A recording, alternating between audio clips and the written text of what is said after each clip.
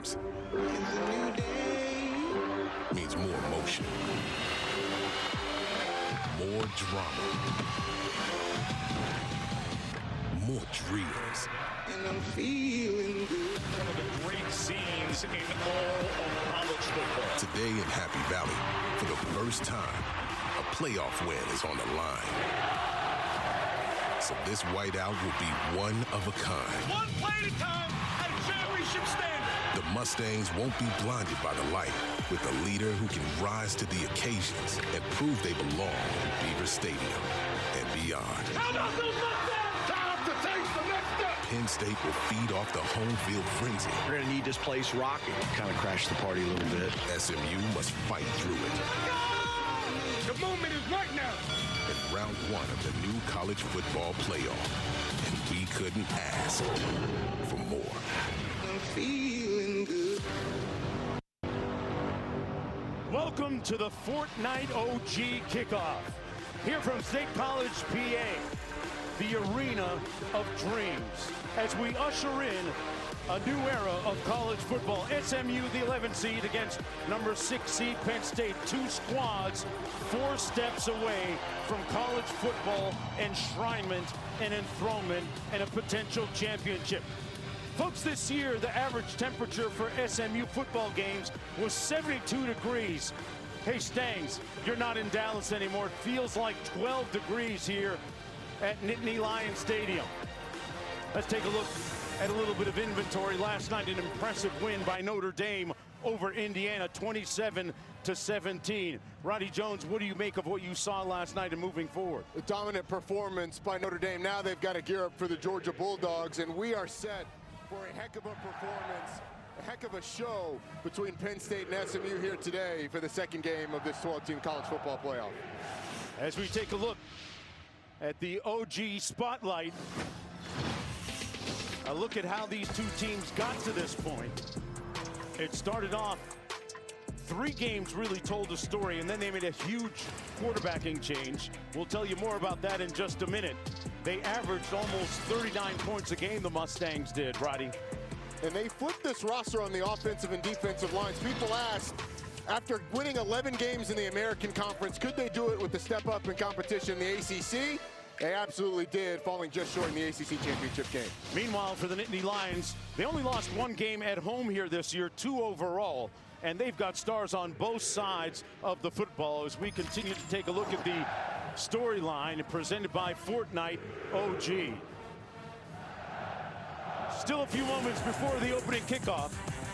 Penn State against SMU for the 3rd time in their respective histories. Back in a moment.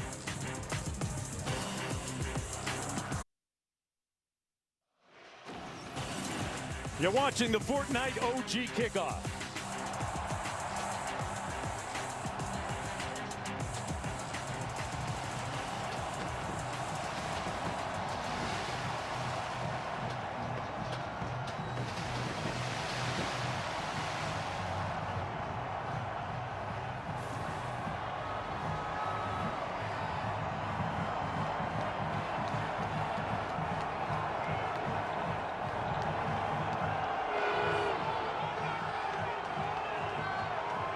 Out of the ACC, SMU ready to take the field.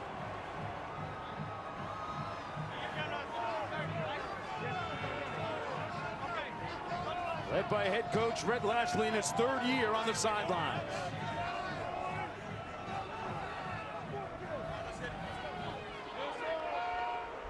And here they come.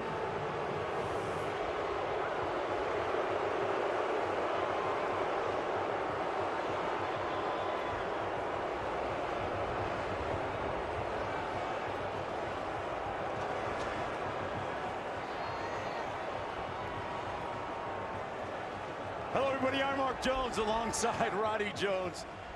Quint Kesnick down in the field joining us in just a bit alongside Tom Luganbill as well. Roddy, we're finally here ushering in a new era of college football. This is the 2nd game of the college football playoff. Let's start with SMU. Kevin Jennings, their quarterback, is a mastermind with his improvisational skills at his position. He's one of the best players in the country that not a lot of people know about, and he's the real point guard of this SMU offense, distributing the ball to a litany of playmakers. And the thing that makes him excellent is his accuracy. He's great with the back shoulder throws, those receivers pushing up the field, putting it where only his guy can catch it. You mentioned that mobility. His ability to throw on the run and place the ball exactly where it needs to be is phenomenal. And then in the quarterback run game, making the defense play 11-on-11 football is going to be a big part of this game here today for an SMU offense that's been high-powered all year long. He became the starter in the 4th game of the regular season, hasn't looked back since. Meanwhile, for Penn State, they have Tyler Warren at tight end, the best tight end in the country. You got to look where he lines up, too. The 7th in the country for Heisman voting for a reason. You can see that they're going to find 44 a great throw and his ability to go up and get it. He's got to line up all over the place, including the quarterback position. And despite being 6'6", 260 pounds, he's got the ability with the ball in his hands to really make a difference. He'll also line up at center. Doesn't matter if he's covered or not. Here he's well covered, goes up, snags it. They're going to find 44 no matter where he is. SMU has to do the same. We'll be back in just a moment. The kickoff just a few moments away.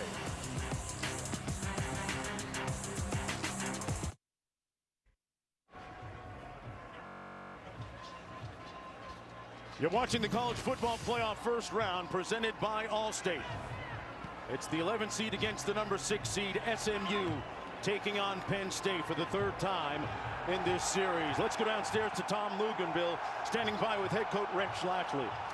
Well, Coach, you deferred the opening kickoff. What do you have to do in the early moments of this first quarter to give you a chance to win it in the 4th?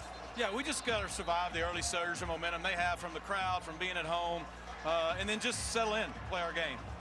Good luck, man. Thanks, Tom. All right, they got off to a rocky start in their conference championship game against Clemson, but behind number 7 right there, Kevin Jennings made a strong comeback, only to come up short by a field goal. SMU won the toss, deferring to the second half. The Nittany Lions will receive the opening kick. Warren will be on the field shortly for the Nittany Lions.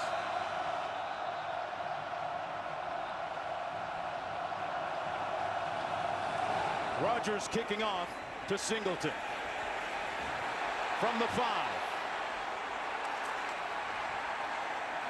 And a nice return by Singleton out around the 30-yard line, where it'll be 1st down and 10. Let's go downstairs to Quinn. We take our first look at Drew Aller, Penn State quarterback, 20-year-old, prototypical size, 21-5 as a starter. His story, though, it's about improvement. Deep ball accuracy, pocket presence, and as a runner, his leadership will be tested today. He says he's from Ohio, and the cold has really no impact on his performance today. He's very used to it, Mark. He's going to have to be. Singleton lining up in the backfield, makes the catch. He's a good receiver, but he stopped immediately right near the line of scrimmage at the 30-yard line for little or no gain. It'll be 2nd down and 10. Walker making the tackle for the Mustangs. SMU has one of the top run defenses in the country, giving up just a little under 3 yards per carry. Aller looking to pass again, completes it to the 35-yard line. That's Wallace III working against Crossley, limiting him to a gain out to the 34, a pickup of 7. James Franklin is the head coach of the Nittany Lions in his 11th season on the sidelines. He's been telling his team to a man, hey, we have 65 plays left on both sides of the ball, 20 on special teams. This is the time to let it all hang out.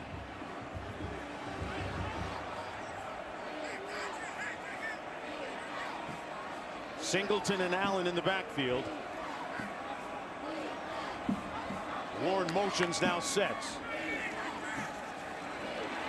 Aller with plenty of time. Surveys, and it's incomplete. Cale Sanders with good pressure near the end of that sequence, and it'll be a 3 and out for Penn State. It looked like Penn State was expecting man-to-man coverage from that SMU defense. Little mesh concept, 2 crossers across the field. Drew Aller has to scramble, tries to get it out to Liam Clifford, but as the defender's bearing down on him, just has to toss it. But SMU played that zone coverage, nowhere to go with the football. Aller wisely tries to scramble, but nothing there. Riley Thompson into punt from his own 25-yard line. Nose of the football pointed down, an end-over-end punt. Karams at the 29 and now takes an SMU bounce out to the 32-yard line, where it'll be first down and 10 for quarterback Kevin Jennings, a redshirt sophomore out of Oak Hill, Texas, Cliff High School, where he won a national championship as a senior. There's a look at some of his impressive numbers. He is a fluid athlete that is going to have a better start than he did in the ACC championship game. An early strip sack led to a Clemson touchdown. An early interception led to another score. He's got to manage his emotions and the weather in this crowd. Rashard Smith in the backfield. He'll get the carry. And little or no gain. Zane Durant and Thomas making the stop on the play. Let's check out our impact players, brought to you by M&M's. For SMU, it's running back Rashard Smith, who's a threat running and receiving, and Abdul Carter, one of the best defenders in the country. Jennings gets it out quickly, wide open for first down out near midfield. That's the tight end, Matthew Hibner, moving the chains, a guy that's really emerged after the injury to their #1 tight end. First and 10, and they will be going quickly, folks. The run into the boundary, a good gain for about 7 yards. That was Smith again. And on that pass to Hibner, the tempo bothered Penn State's defense. They had a misalignment. Nobody was over Hibner, and it led to the big gain. They're going to spot the ball, bring it back to the 43. Up at the line of scrimmage quickly once again. Jennings taking a shot downfield. Incomplete at the 6-yard line. Intended for Smith. There's a flag down in the vicinity at the 11-yard line. Kimber was defending on the play.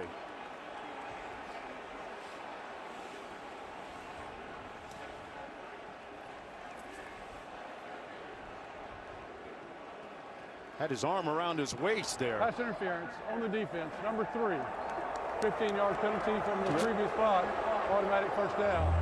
I don't think there's any doubt about that, Rodney. No, and honestly, they could have gotten him earlier in the route. It was press coverage, and right off the line, Keyshawn Smith beat Jalen Kimber. He grabbed him off the line, and then later on grabs the waist.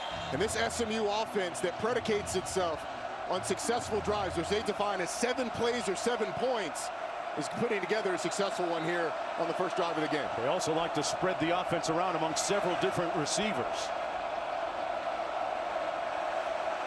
Smith sets in the backfield to the right of Jennings. And Jennings slides in safely at the 23-yard line. Picks up 4 on the play. Importantly there, no pressure on Kevin Jennings. The SMU offensive line doing a really nice job with an excellent defensive line at Penn State. On the RPO, it hands it off to Smith. Smith is brought down at the 20. It'll be third down at about 2. DeLuca and Durant making a stop on the play. Another 4-yard gain up at the line of scrimmage quickly again. 3 receivers out to the bottom of your screen. Smith gets the call. It's going to be very close. They're going to spot it short of the first down. Just shy of the 18-yard line. Interesting decision coming up. What do you make of it? Well, Rhett Lashley looks like he's going to be aggressive. They typically are not a big fourth-and-go team, but with the wind, they've got a strong wind blowing in their face, in the kicker's face. Looks like they're going to try and go for it. The analytics say go for it on 4th and 3 or less from there. They're 9 of 16 on 4th down. L.J. Johnson in the backfield. Now we're going to have a whistle on the field and a timeout called by the Mustangs. Timeout. SMU. They're first. This SMU offense putting together a good drive. James Franklin a little fired up at one of his assistants, trying to get everybody lined up. Big 4th down coming up.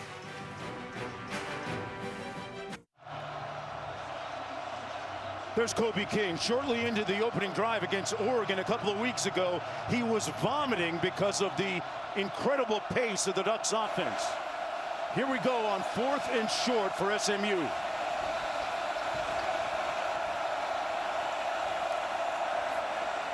Jennings keeps it, throws it, incomplete, and Penn State takes over on downs. Wheatley made a big hit to jar the ball loose. A brazen call by Lashley. Look at this. And a bit of a decision that Kevin Jennings would like to have back. He's got the first down. All you have to do is keep running. Decides to throw it down the field to Matthew Hibner. And he knows that his quarterback got greedy, trying to go for the big play, the knockout punch to Hibner when you have the first down. Kevin Jennings should have gone straight for the sticks, gotten the first down, and continued that drive. Big stop for Penn State on defense. Wow, they take over just shy of the 20-yard line. They had a 3 and out.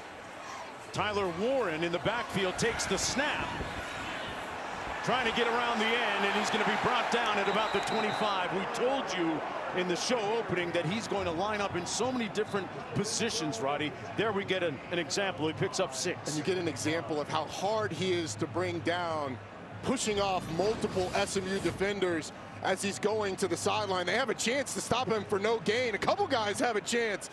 Instead, he gets a 5-yard gain, set up second down.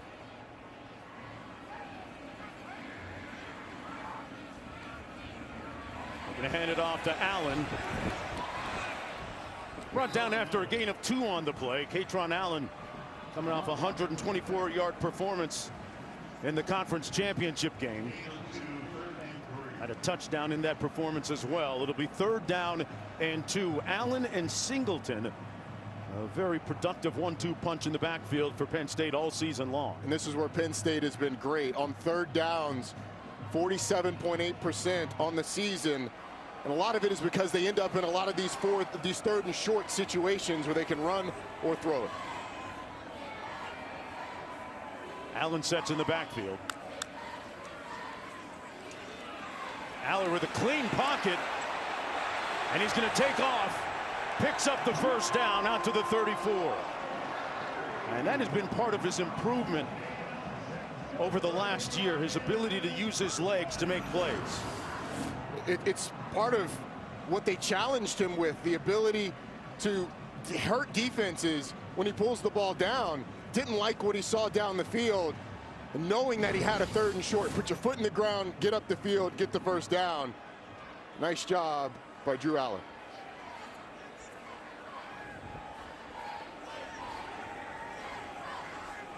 Warren sets. They're going to keep it on the ground. Allen bounces it outside, but he's brought down right around the line of scrimmage. Hey, the college basketball season, folks, is heating up, which means the tournament is right around the corner. Watch the NCAA March Madness men's tournament beginning March 18th on TBS, CBS, TNT, True TV, and stream on Max. March is right around the corner. Hey, we got brackets in football now. You got to love it. There's a look at the 12-team college football playoff bracket. Notre Dame will move on to play Georgia after handling Indiana yesterday. Aller with the play action fake. Little shovel pass ahead to Allen. And Katron Allen stopped up by Wachovia, but not after he picked up the first down.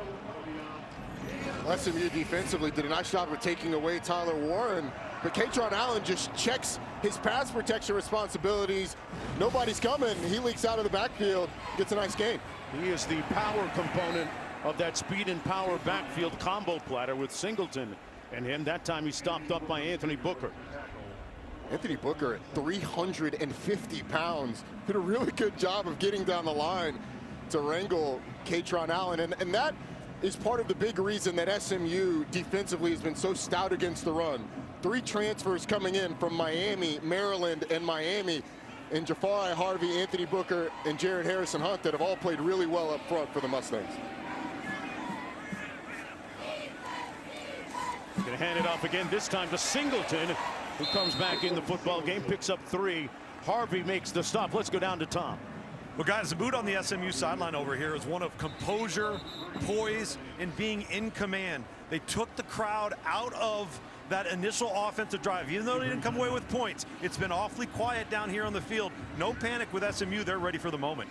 Yeah, interesting, Tom. The late incompletion aside on 4th down, that it was an impressive drive to start the game. We have a man down on the field. We're going to take a short timeout as Harrison Hunt comes off under his own power. Back after this.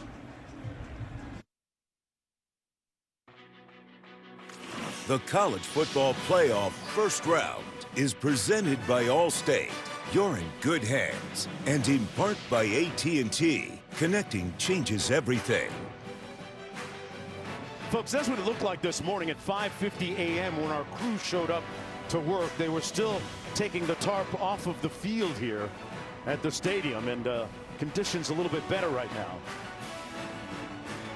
Let's go down to Q for more. What's that field like, Q? Well, it snowed on Monday. It snowed on Friday. The field is firm. It's not frozen. You can see the grass is starting to go dormant.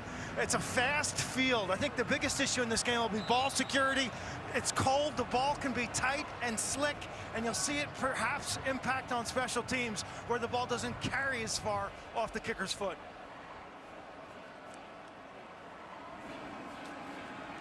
Aller slings it incomplete. Ball came out pretty well there, just off target, intended for Harrison Wallace III. What do you make about the field and what Q just had to offer? I was down on the field pregame, and the field's in really good condition, especially for this time of year. It's just going to hurt a little bit more for both teams when you hit the ground. With the firmness of it, the ball is sort of the thing that you have to get used to because it is more slick. Sometimes that can not only impact you catching the football, but also holding on to it in the run game. Riley Thompson with another punt, his second of the afternoon. This one caroms out of bounds at about the 20-21 yard line, where it'll be 1st and 10 for SMU, who on their last drive were unable to convert on 4th down deep in Penn State territory. 33-yard punt. Kevin Jennings, a great story.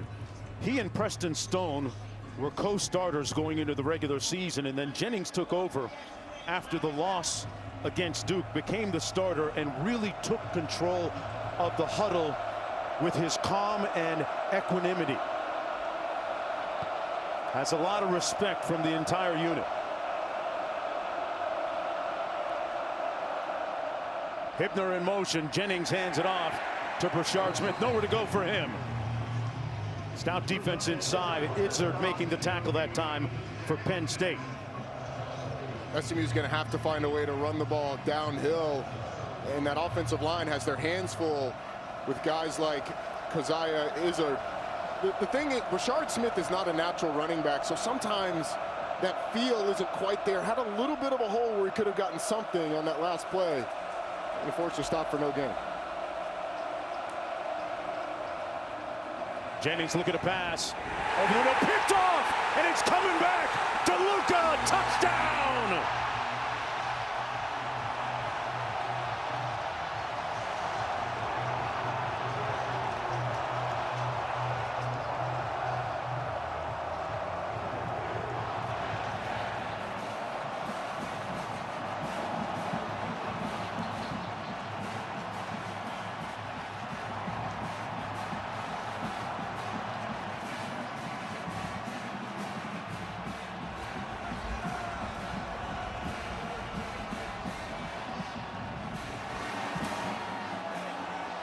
That is the bane of SMU's offensive existence. The early turnover that we talked about in the opening that Luganville had a chance to offer with head coach Lashley, and they've unfortunately seen it come to fruition, falling behind 7-0 on this pick six thrown right here. DeLuca taking it back. The Nittany Lions with the lead when we return.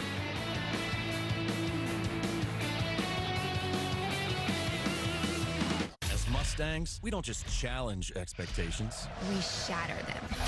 It's a feeling we all share, an unbridled drive that moves us. To rival the unrivaled. To expect the unexpected. And to outdo ourselves again and again and again.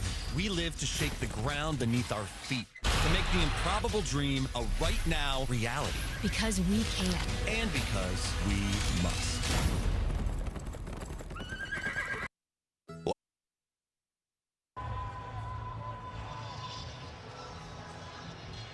Welcome back, everyone. 7-0 Penn State with the lead on the pick six by Dominic DeLuca. It's exactly what Coach Lashley said they couldn't afford to happen in consecutive weeks like they did against Clemson. SMU falling behind early via the turnover. Rashard Smith is back for this kick. He has a kickoff return or two for a touchdown in his career, and that's going to be a flag. It'll come out to the 35-yard line, 1st and 10 from there. Let's go back and look at that last touchdown. Let's see who's game ready today, brought to you by Great Clips. Well, Keziah Izzard is game ready. He's going to loop around the center and get turned loose to create the pressure. And then Dominic DeLuca just has his eyes on the quarterback, sees Brashard Smith leaking out of the backfield, starts to make his way that way. It's a bad throw by Kevin Jennings, and he ends up in the end zone. And that's the second real mistake for Kevin Jennings. He's disappointed because essentially he's cost his team 2 turnovers. One, the turnover on downs with the throw down the field when he had the first down running. That one, the pick 6 that led to points. Almost a 2-touchdown swing, you could say. Let's see how he responds.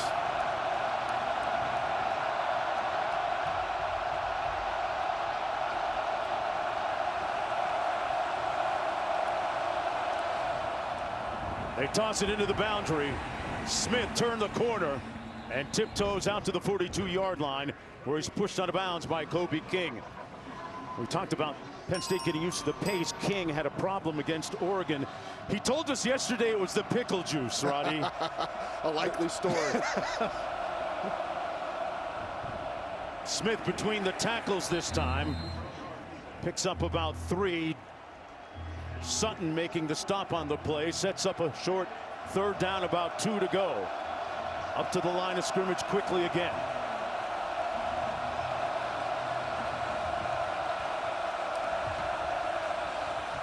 Smith gets the call. He's going to be stopped up.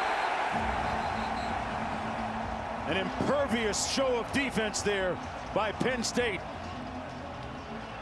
And it's 4th down. Well, it's a really nice play by Jalen Reed, the safety, who's going to come right downhill and meet Brashard Smith in the hole off the right side of the offensive line. It opens up for him. He squeezes Brashard Smith towards that tackle, and it does an excellent job of bringing him down. The #1 tackler for this Penn State defense comes up big on a 3rd and short. Isaac Pearson into punt from his own 29. A low line drive punt, doesn't carry very far. He shanked it. That went out of bounds right around the 35-yard line of the Nittany Lions.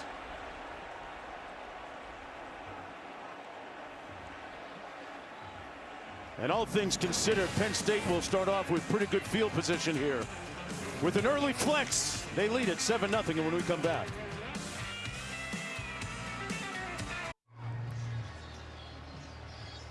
The NCAA Women's Volleyball National Championship matches tomorrow afternoon at 3 p.m. Eastern on ABC and ESPN Plus in English and Spanish. Louisville taking on Penn State in Louisville. The Cardinals are in their 2nd national championship match in the last 3 years. They lost to Texas in 2022.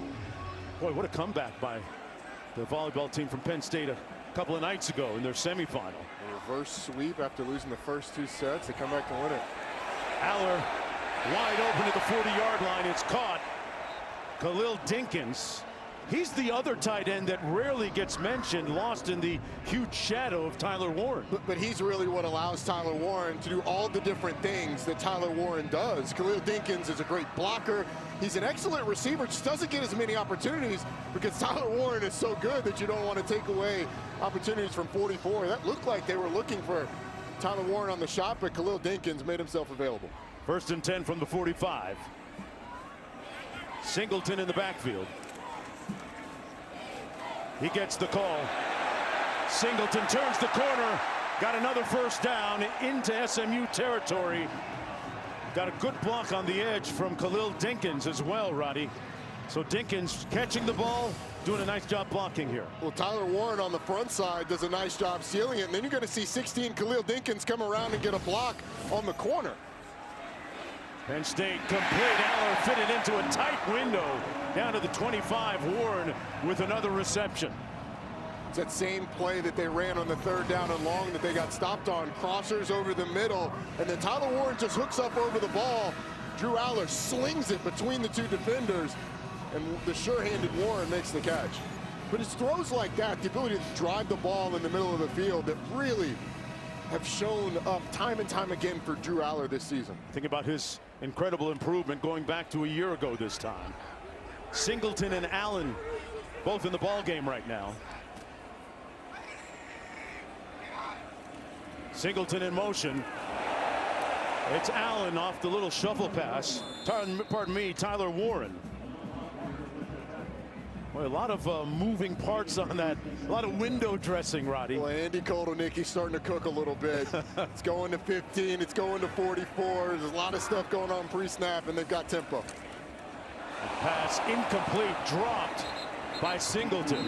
It's going to be ruled incomplete. Elijah Roberts might have gotten a piece of that. Got a hand up. It'll be 3rd down and 8 coming up. Coach Kotelnicki, the first-year offensive coordinator. Coach Franklin brought in 2 new coordinators this year. It's worked out extremely well for them. Kotelnicki coming over from Kansas a season ago. What's his signature? I would say creativity is the signature. He said something to us yesterday that really stood out. He said not all 5-yard gains are created equal. Some 5-yard gains stress the defense in a way that makes them think and can help set up things later on in the game. On 3rd and 8, Allen's going to be sacked back at the 29. The Mustangs defense shows up. Elijah Roberts, the transfer from Miami, with a big play. It's pressure off the right side, off the edge. It's Ahmad Walker, and then up the middle, Elijah Roberts, who his sack numbers are not what they were a year ago. This was a guy with double-digit sacks a year ago, only 5.5 this year, but his pressure numbers are still huge. Penn State still has the offense on the field. Wow. Maybe concerned about the ability to kick the ball in this weather. On 4th and 13. We've got to get down to the 16-yard line to pick up the first down. Got a trips formation out to the top of the screen. The analytics actually say to kick. Aller drops back, in trouble. Eludes the rush. And it's incomplete. SMU will take over this time on downs. Good pressure up front by Harrison Hunt. Well, what the analytics don't know is that it feels like it's 10 degrees outside and the wind is up to 20 miles an hour. So I have no problem with Penn State feeling like their best opportunity to get points was to go for it in that situation. Kicking is going to be an adventure. Right. James Franklin knows that. Rhett Lashley knows that. And so you can throw a lot of the analytics decisions out the window because analytics doesn't factor in 20-mile-an-hour gusts in sub-freezing weather. So it'll come back the other way, 1st and 10 from the 29. L.J. Johnson Jr. in the backfield beside Kevin Jennings, who's off to another shaky start, you could say. On the counter, Johnson Jr. broke a couple of tackles and ends up picking up close to 8 yards. Kobe King making the tackle for Penn State. It's a really cool, unique way to run same side counter. Those 2 pullers go into the same side that the back is on. And you can see that the SMU miscues so far in their first 2 drives, a failed 4th down conversion on a play where Kevin Jennings had the first down if he had run. He decides to throw it, and it gets broken up, and then the pick 6.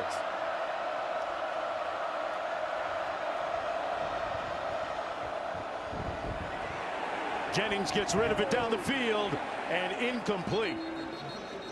Sets up 3rd down intended for Romello Brinson. Another one of those Miami transfers. Zion Tracy in on coverage. There's a flag down on the play. Holding number 54 on the offense. 10-yard penalty from the previous spot. Replay, 2nd down. Well, if you're going to hold, you pick the right guy to hold. That's Abdul Carter, the defensive player of the year in the Big Ten. Look, it's been happening all year long, and it's been called differently at different times, but that was a no-doubter. Abdul Carter, the initial hand by Savion Byrd kind of stemmed the charge, but once Abdul Carter decides to accelerate, it's tough to keep him in front of you. If you're wearing number 11 on defense at Penn State, you can ball out. LeVar Arrington, Micah Parsons, and now the latest addition, Abdul Carter. Smith out of the backfield. Trying to stay on his feet and finally brought down about 5 yards shy of the first down. At about the 34-yard line, Kobe King in on yet another tackle, a 7-yard pickup on the play. Setting up a 3rd down and 5 to go. on that last play. I know it was a screen, a little sling screen, but Abdul Carter had pressure much quicker than SMU would have accounted for. Now on this third down, it's going to be about find 11. Where is number 11? Take care of him first and foremost. He's going to be lined up to the bottom of your screen. There he is right there.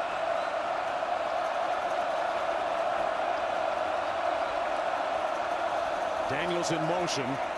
Jennings completes it. And it's going to be close. Complete to Smith. He tried to sell it. He rolled forward. And it looks like they're going to give him just enough for the first down. Kimber was there to make the tackle.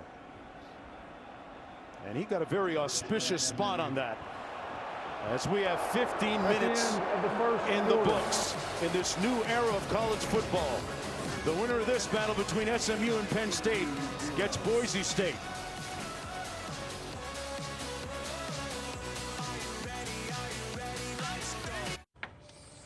Big ideas have small beginnings. They seek answers in unexpected places, sparking solutions from person to person, expanding their reach, growing stronger with each new perspective, coming together to impact the world.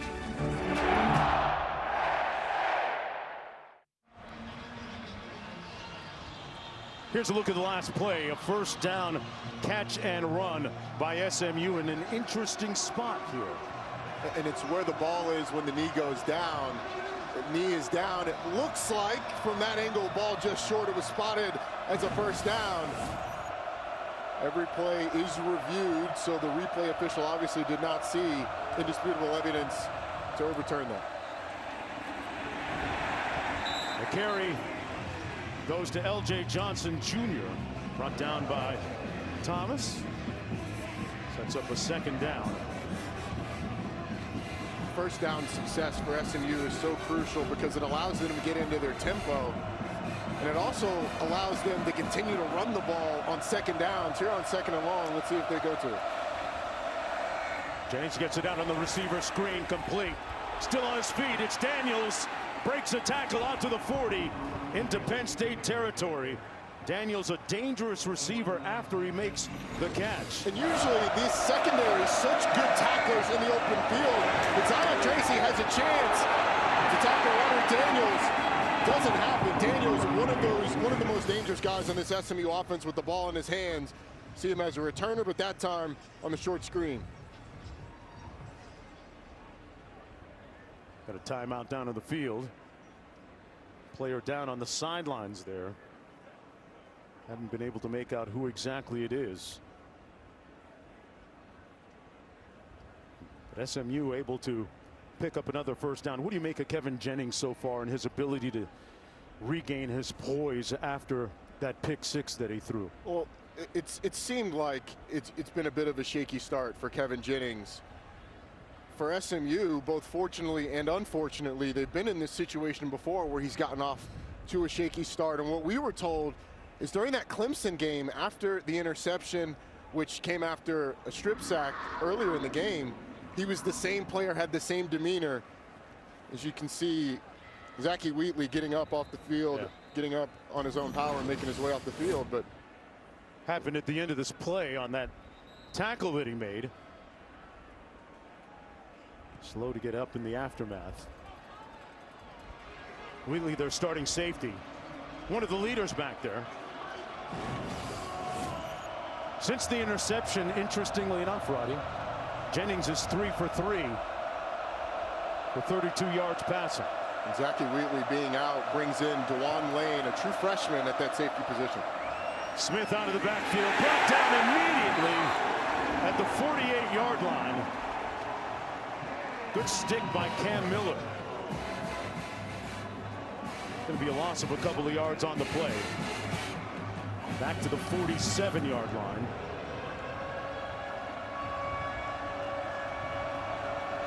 There's a look at Jennings' numbers today. 44 yards passing. One interception that came back for a touchdown. 2nd and 16.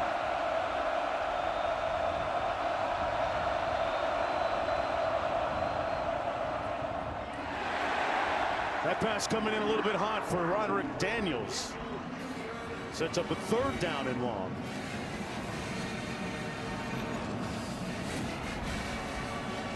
See the sort of sidearm delivery. I mean, Roderick Daniels didn't even get his hands up in time. That ball was coming out so quickly. That literally went right through his hands. It's about the only thing hot that's on the field now is that pass. Yes.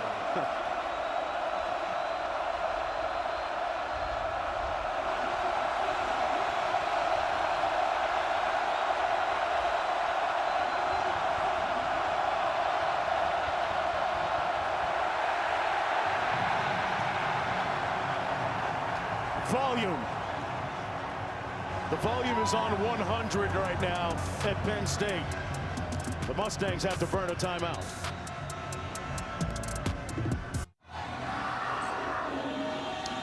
Back in Happy Valley, and every single time, guys, that Kevin Jennings, the SMU quarterback, puts his hands over his ears, all it does is cue this Nittany Lion crowd.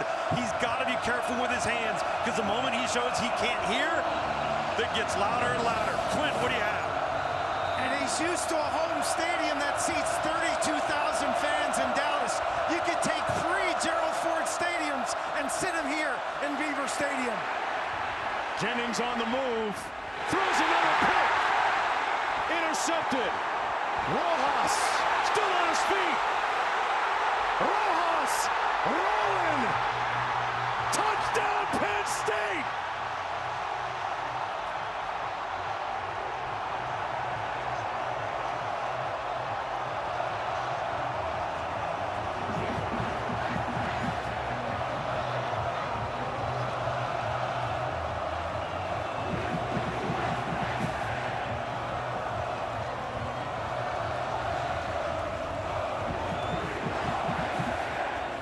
Two pick sixes, 2 touchdowns, 13-0 Penn State, and 2 cataclysmic, catastrophic errors by that guy, Kevin Jennings.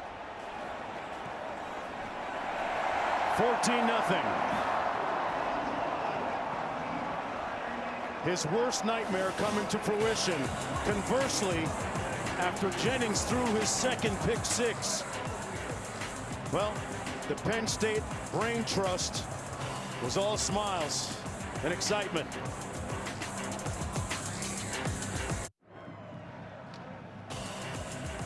Six-seed Nittany Lions with a lead right now, 14-0.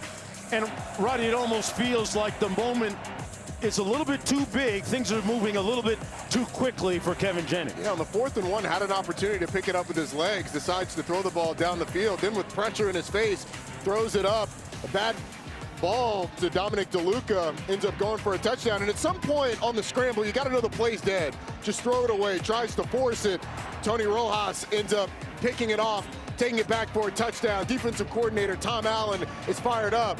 Kevin Jennings dismayed, but linebacker you said 2 linebackers scored touchdowns in this game. 59-yard return on the interception by Rojas. I think for Kevin Jennings is when you throw pick sixes, you got to shake them off quick because you're right back on the field. Well, he's going to have to do it again. They'll have the ball 1st and 10 from their own 25. Jennings stepped into the huddle in that Florida State game earlier this year in the wake of their game against Duke and took control of the huddle. And he had been on a hot streak up until the defeat against Clemson in the conference championship game. But he's going to have to battle to regain his poise and precision right now.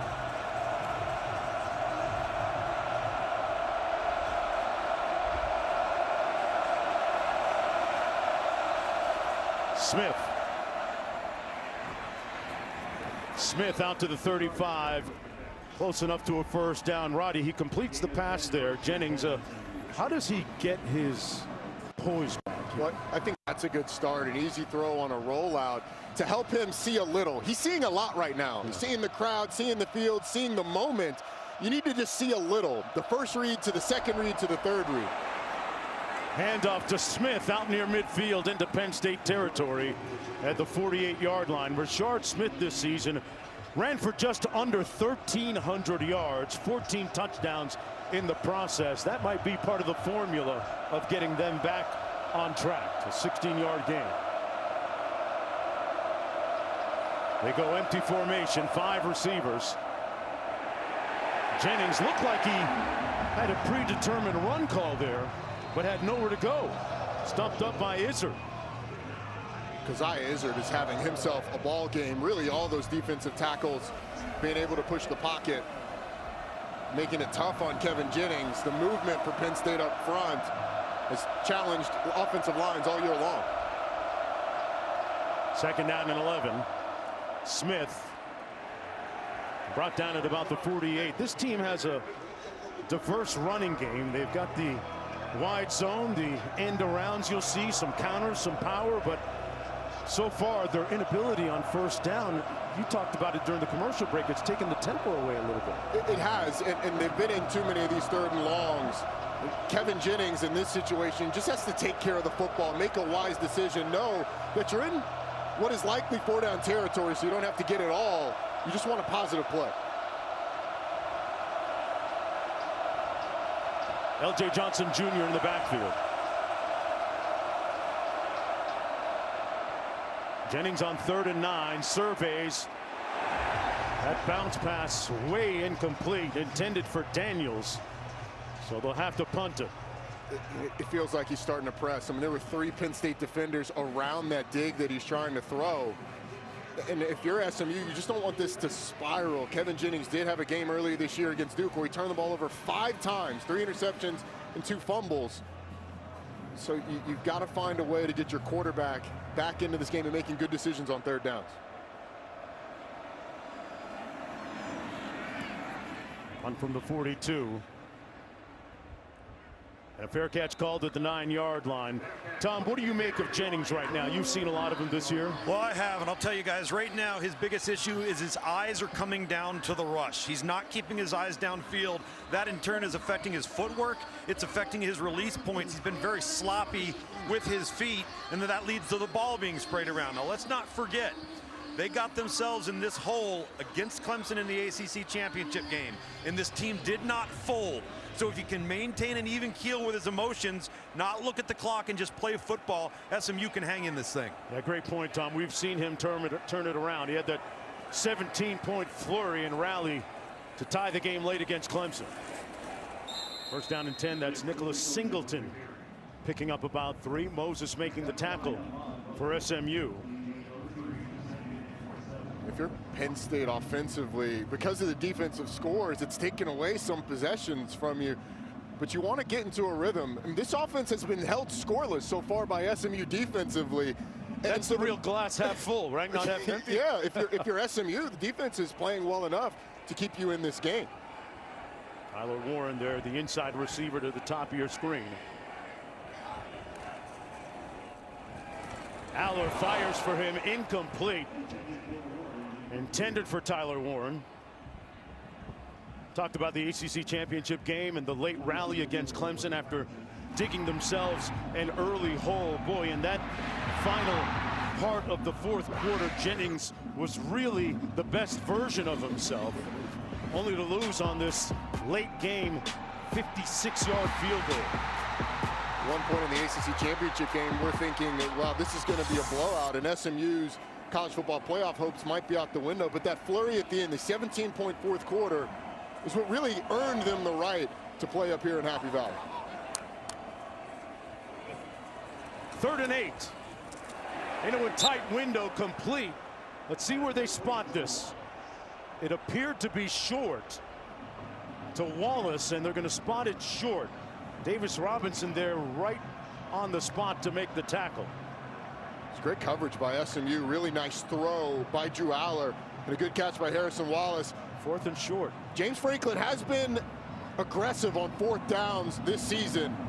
Here backed up in his own territory, leaving the offense on the field.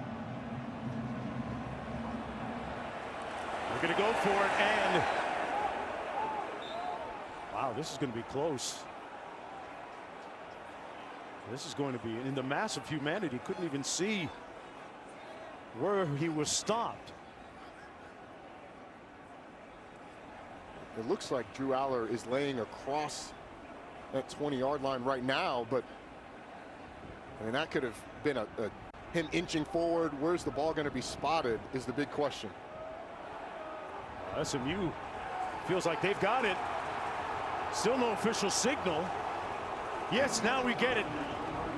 Boy, some wonderful intransigence by the Mustangs defense, and they're going to be working with an extremely short field right now. How about this SMU defense? The aggressiveness by James Franklin. He told us yesterday, you can't preach aggressiveness to your team and then when it comes time to be aggressive in the game, not do it. So he's aggressive there, and it comes back to bite him. Now can SMU offensively take advantage? From the 19, 1st and 10, Jennings on a quarterback keep down to the 13, got rocked. But a good gain nonetheless. Kobe King making the tackle on the 6-yard gain. How important for the offense here to get a score? I think it's massively important. Short field and a good gain on 1st down. And another good gain down to the 6-yard line. Johnson Jr. on the carry. And it's 1st and goal for the Mustangs after the turnover. And they decide not to block Abdul Carter on the zone read. It freezes the defensive end so LJ Carter can get the gain.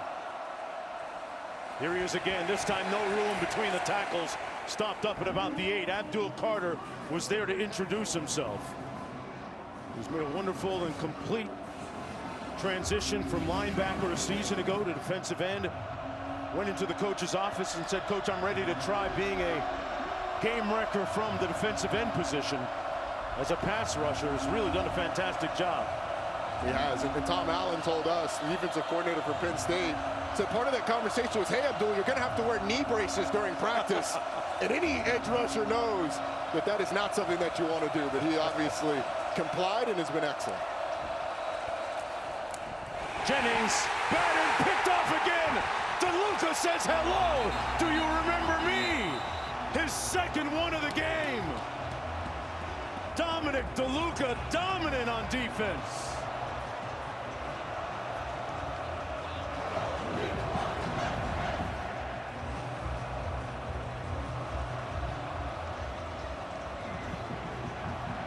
You may not want to throw in his direction anymore. You're trying to throw into a blitz, and DeLuca, the former walk-on, just makes a phenomenal individual play to bail out the 4th down decision and get the ball back for the offense.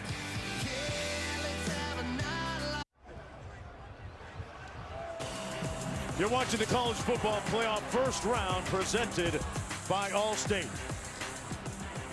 1st and 10 for Penn State from their own 25-yard line. Aller, middle of the field, almost intercepted at the 45, intended for Tyler Warren. Meanwhile, Kevin Jennings of SMU has thrown 3 interceptions in his last 10 passing attempts. So right now it's on the Mustangs defense. And Scott Simon's defense for SMU has been up to the task. Drew Aller off on that last pass, but SMU has gotten Penn State into these 3rd and long situations by being successful on 1st and 2nd down. Here with the 2nd and long, they want to try and do it again.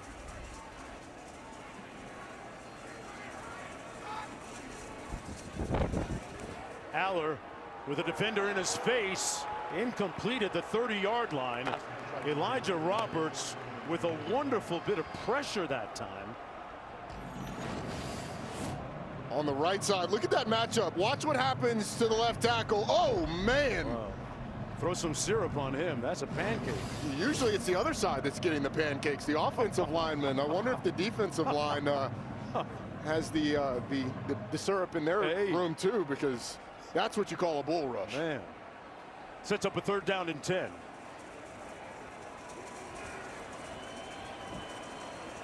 Wallace in motion. Pressure coming off the edge. Aller on the move. Got a man open at the 42. Complete across midfield. That was Wallace, the motion man. And they moved the sticks out near midfield for the 1st down. Drew Aller on the move that time. Good for 25 yards and immediately at the line of scrimmage. Flag down.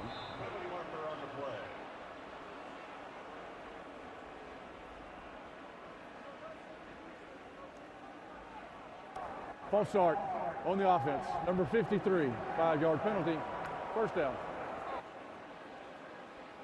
So they're going to move that back a few yards. Center Nick Dawkins right there, the infraction. On that long third down conversion, though, it's the mobility by Drew Aller that creates that. And that's part of what makes him so enticing as a prospect. Has said he's going to come back for 2025. He has the physical attributes to be the #1 overall pick when he decides to come out. Just needs to work on the consistency overall, but that mobility is a big reason why NFL scouts are going to love him. Showcasing his arm here. Pulls it incomplete at the 37-yard line, intended for Amari Evans. We'll talk about Aller's fastidious approach, very meticulous in his preparation. They say he walks, talks, acts, prepares like a pro right now.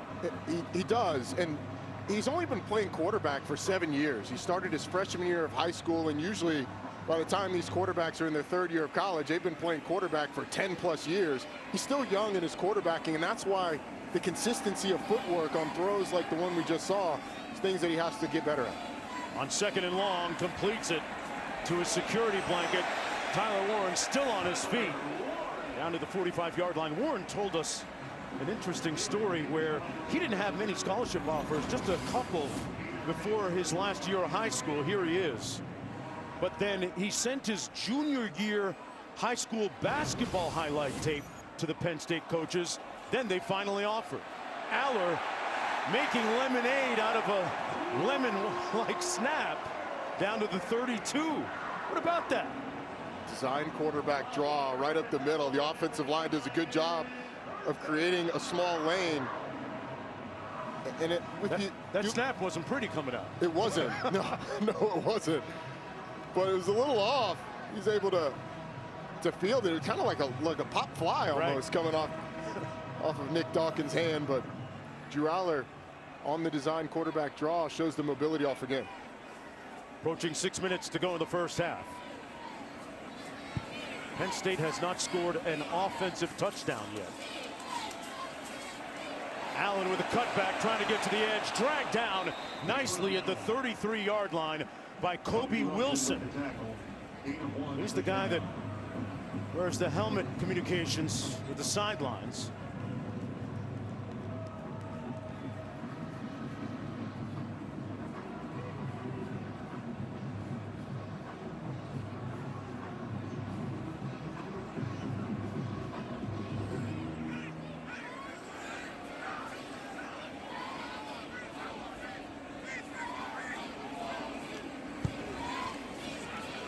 On the reverse, flea flicker, Aller eluding traffic, got it out magically to Clifford. Maybe not the way they drew it up, but the improvisational skills of Drew Aller that time resulting in a decent gain. Ahmad Walker made the tackle on the 7-yard gain. Well, they're trying to hit Tyler Warren down the sideline on the flea flicker. You can see 44 to the right of your screen. Well, there's number 13 on your screen. Cribbed that thing, touchdown. Allen.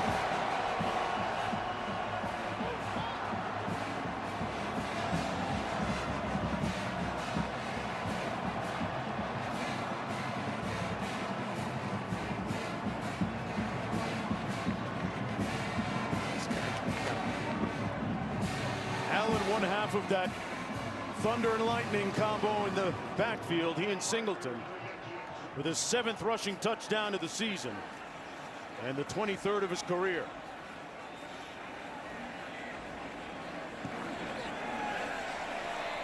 Penn State leading 21-0 with 5 minutes to go in the half. It's a great job by the left side of this offensive line. And JP Nelson turns out you get a double team here. It ends up almost being a triple team, and then a wide open lane on the cutback for Katron Allen. Look at this lane for Allen to run through, and there's nobody there for SMU down the sideline. Finally, this Penn State offense is able to put the ball in the end zone, and Penn State with a 3-touchdown lead now. Wow. Despite only scoring 1 offensive touchdown. That time able to gash the front of one of the nation's top rush defenses.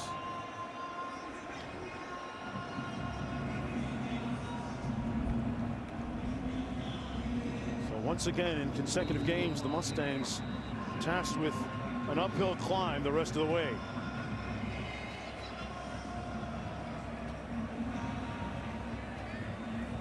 Nine plays, 75 yards, using about 3 minutes on the clock for the touchdown for Penn State. It'll be 1st and 10, SMU from their own 25 moments ago. Q caught up with Coach James Franklin. Coach, what's most critical defensively in terms of defending their tempo? Yeah, the tempo, obviously getting our calls in, getting our cleats in the ground, make sure we don't give any gimmies. How much impact has the weather had, the wind? Is that a big factor or not much? Well, in this direction, it has been a factor. You saw it for both teams punting the ball. That affected our decision to go for the field goal there. Same thing on our kickoff. Thank you. Thank you. 1st and 10 from the 25.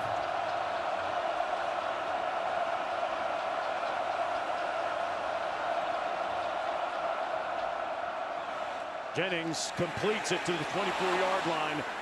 Nice move by Moochie Dixon.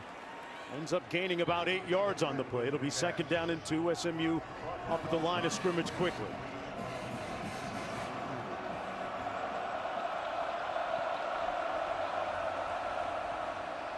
Jennings keeps it. Put it on the ground. It came loose. Didn't hear a whistle. It's picked up by Penn State, and Rojas, who else? Ruling on the field was a fumble recovered by the defense. 1st down, Penn State. They're going to rule it a turnover.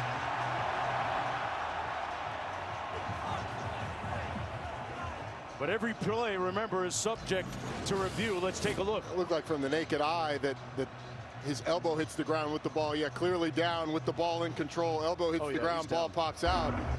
Previous plays under further review. The ruling on the field was a fumble recovered by the defense. Let's bring in Bill Lamagnier, our rules analyst. Bill, you saw the moment a second ago, the replay. What do you make of it? He's definitely down. Firm control of the ball.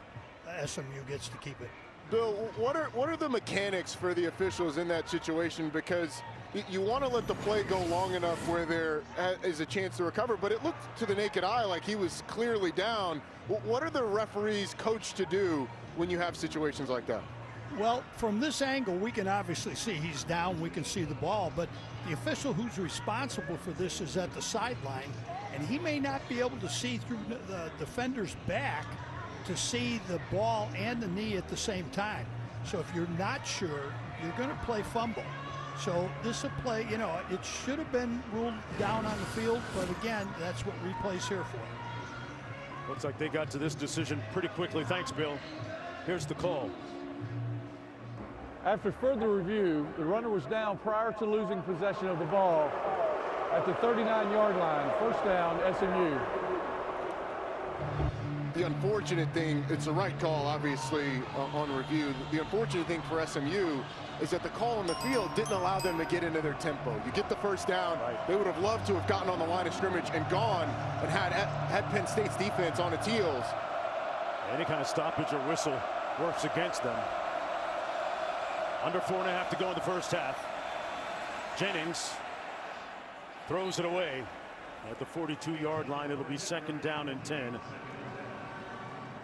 Well, the 1st half, like the ACC championship game, has been a little bit of a nightmare for Kevin Jennings, the redshirt sophomore out of Oak Cliff, Texas, in South Oak Cliff High School.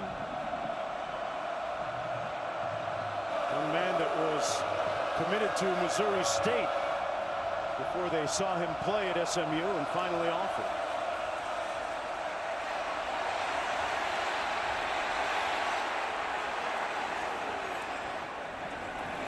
And he throws it out of bounds wisely to set up 3rd down and 10. That a wise decision by Kevin Jennings. But what Luke said earlier is true. It looked like his eyes went to that rush really early, tried to spin out, rolls right into a defender, and now he's going to have to contend with 100,000 people making noise on 3rd down. Let's listen to it.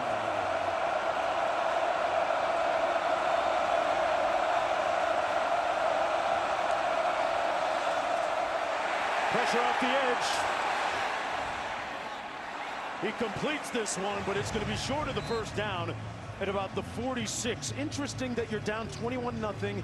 You've got a half a football to play, but is this the time that maybe you go for it after this 7-yard gain? Hudson making the tackle. Yeah, I think so. You're here to win the game. You're not here to play it conservative. You've got a 4th and short in a crucial situation before halftime. You get the ball in the second half. SMU going for it here. I agree with the decision.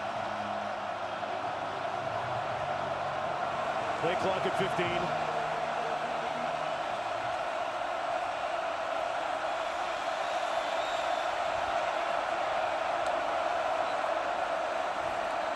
Jennings sacked at the 38 by Dennis Sutton.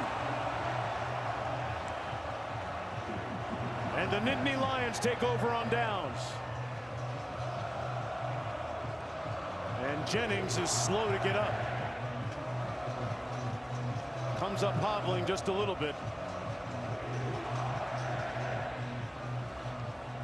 Let's take another look here. And he did well to hang on to the football. Yes, he did. And now the pressure is on SMU's defense once again. You can keep Penn State out of the end zone, and you're still within touching distance a little bit. If not, then it's going to be tough sledding. What if they take a shot here? Aller completes it to his back.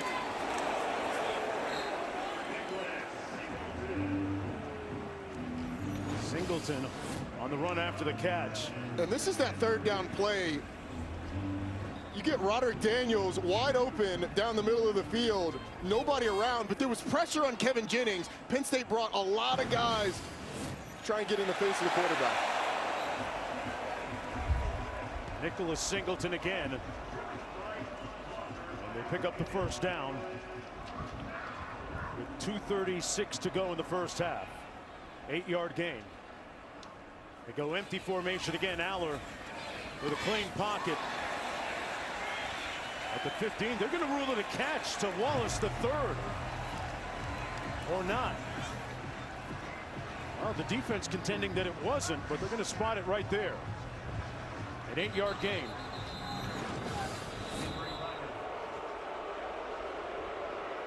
We have a Mustang player down to the field. It's Kobe Wilson.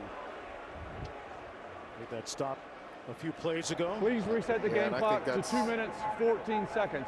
2-1-4. I think that's going to be reviewed. It looked like that ball hit the ground, clearly moved. The previous play is under further review. The ruling on the field was a catch. Again, Bill, your thoughts on this one and the mechanics that go along with making the decision. Again, when we have a trap catch situation, if you don't see the ball hit the ground, you're going to rule catch in a situation like this. I'm sure the officials cannot see this ball right at that point hit the ground, but replay's got the view. They'll reverse this quickly. All right, so Lamonier, a rules analyst, saying that it's an incompletion. And that you can see there's indisputable evidence to overturn the call on the field. Here's another angle. Watch the ball and the way it's going to jostle when it hits the ground. It pops right up off the ground. And it sets up a... After video review, the pass was incomplete. Ball will be placed on the 23-yard line, 2nd down. They're going to move it back to the 23. Hey, rivalry reignites with the St. Louis Blues taking on the Chicago Blackhawks in the NHL Winter Classic, live from Wrigley Field in Chicago on New Year's Eve. Coverage begins at 4 p.m. Eastern Time on TNT and Max. Hockey at Wrigley Field. How about that? Awesome spectacle. You could probably have hockey here today. It's cold enough. Ice down the field. Grab some skates. You're from Canada. You probably ice skate a little bit. Bobby Orr, man. That's me. Aller hands it off to Singleton. He's brought down at about the 20-yard line. Good synergy between Nicholas Singleton and Katron Allen as we hit the 2-minute timeout. Timeout.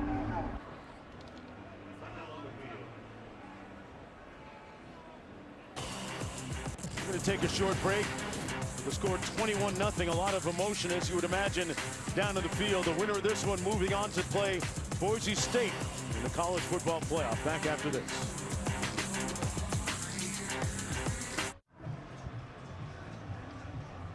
Welcome back, everyone. And a radiant Saturday afternoon. The temperature, though, feels like 10 degrees Fahrenheit. And the wind's up to 35 miles per hour, gusting here in University Park. From the 20, Aller. Running around the edge. Tiptoes up the sideline. Inside the 10. Man, he tight-roped it. And it'll be first down and goal. Drew Aller's mobility has been the difference maker as this game has gone on these third downs. SMU has covered pretty well, but it's the second reaction plays where Drew Aller has excelled. A nice job of getting to the sideline and cutting up, not going out of bounds early, getting the first down and extending this drive. 13-yard pickup. Says he likes to watch a lot of video of Josh Allen. That looked like Josh Allen. Yeah, he got his Josh on right there.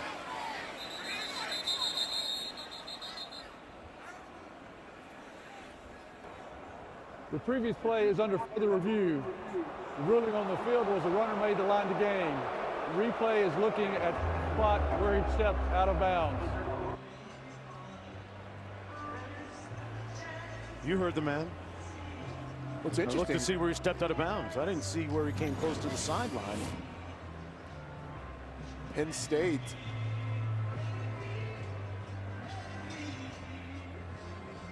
Penn State not wearing what has become the customary black shoes, cleats. He's in. Wearing the white cleats, and I mean all of those are in. I guess they're looking at where the ball crossed. They'll probably move the ball back a yard, maybe two, but still has the first down. After video review, the runner stepped out of bounds at the 9-yard line. It will be first down. Please reset the game clock to 1 minute, 52 seconds. 1-5-2. They had the ball spotted at the 7 prior to that, so got their money's worth out of the review, moving it back a couple of yards. Still a first down and goal just inside the 10-yard line for Penn State. The first half that has seen their offense only score the 1 touchdown, even though they lead by 3 touchdowns.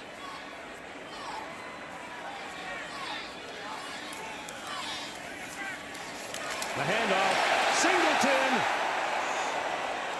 They're going to mark it short of the end zone, just inside the 1. It'll be second down and goal on the 8-yard sprint. Watch Tyler Warren.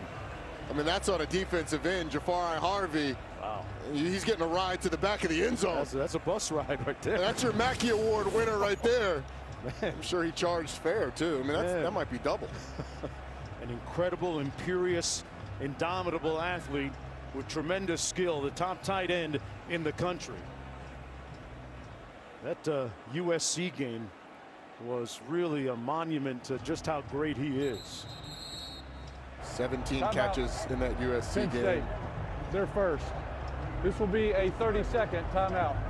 When you look at Tyler Warren with his varied skills, being able to throw the ball as a quarterback. He's a lefty, by the way. Snap it on his own touchdown reception.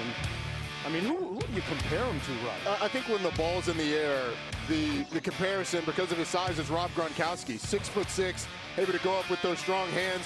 With the ball in his hands, he's like George Kittle.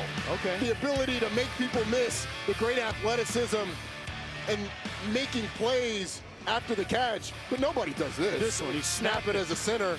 He's covered, and then again, the ball skills are just tremendous. He's thrown a touchdown pass this year. He had a punt, albeit an ill-fated punt, earlier this year. I mean, he can truly do it all. They get up to the line of scrimmage quickly. Touchdown, Nittany Lions. Singleton runs it in, and it's 27-0.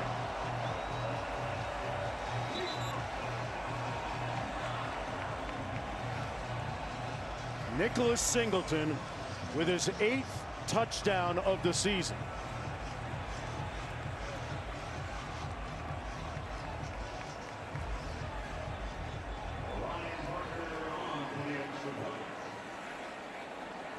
.103 to go in the opening half. In this turnover-filled first half for SMU. They've given the ball away too many times. The extra point good. And that caps a 7-play, 38-yard scoring drive. Let's check in with the studio. Mark, coming up, Mercedes-Benz halftime report just minutes away. Booger McFarland, Kevin Nagandi here. We will preview the 2 other playoff games coming your way, including a live report from Austin ahead of Clemson, Texas. Right now, nightmare first half for Kevin Jennings and SMU. What has to change? No doubt, but they've been here before. They were down 17 to Clemson in the ACC title game. So if you're Rhett Lashley, you go in and say, hey, guys, we've been here before. We've done it. Let's regroup and come back in the second half. No quarterback change? No quarterback change. All right, back to you, Mark. Roddy and Q. No quarterback change. And to Booger's point, they have been here before, and they get the ball after halftime. So you've got a minute 3, 1 timeout. There's no reason to play this conservative. I mean, you are trying to score a touchdown before half so that you can go in down 3 touchdowns. When the ball first in the second half, maybe you can cut it to 2 touchdown deficit before Penn State has the ball again. We'll get it 1st and 10 from their own 25. Right now, the #1 task is the rehabilitation of quarterback Kevin Jennings, being able to turn around his fortunes. Slow the game down for him a little bit. There's going to be a lot of pressure on this offensive line. Obvious passing situations. Deny Dennis Sutton on one side, Abdul Carter on the other side. It's an offensive line's nightmare. They're going to have to come up big to allow SMU to try and get something and some momentum before half.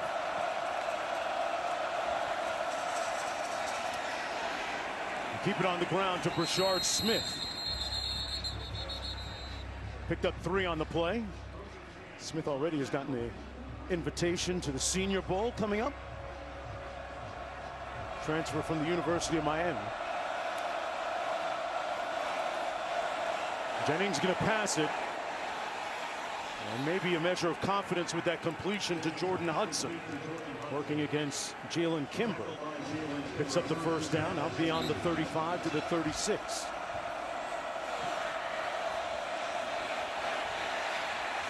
Jennings going to be sacked back at the 26. Abdul Carter and Dominic DeLuca, who has been ubiquitous today, SMU, all over the field. Final timeout of the half.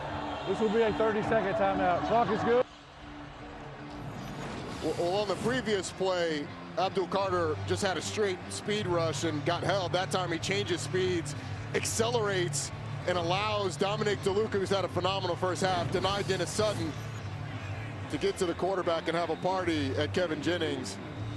Wow. And this defensive line, the production on it and the amount of playmakers on it is overshadowed by the excellence of Abdul Carter. But tonight, Dennis Sutton has had a phenomenal season as well. Devontae Thomas right there in the middle, 91. He's been a really good piece in the middle. Zane Durant's as disruptive a defensive tackle as you'll see. But the star of Abdul Carter shines brightest on what is a really good defensive line. Jennings going to pass again. Incomplete. Threw it away. It'll be 3rd down and 21 to go. With 23 seconds to play in the first half, Carter once again applying a little bit of pressure. He told his coach of the change from linebacker to rush end. Coach, you're going to be happy that you made this move with me. He's getting pressure so quick, it looks like a rollout from Kevin Jennings. This is a guy that was so upset he didn't win Defensive Player of the Year in the country, and he went back to his hotel room, knocked out as many push-ups as humanly possible until he felt like his arms were going to fall off. That's how motivated he was. He feels like he's not recognized for the production of the player that he is. Jennings a couple of pumps and then throws it out of bounds. Nobody there. Romello Brinson, the closest receiver. So it'll be 4th and long. They'll have to punt again.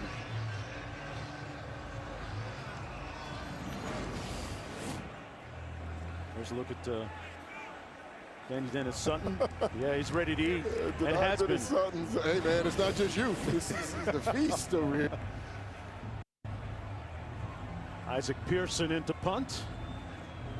Once again, standing at his own 13-yard line. He's averaged over 44 yards per punt on the season. A line drive, returnable one at the 30.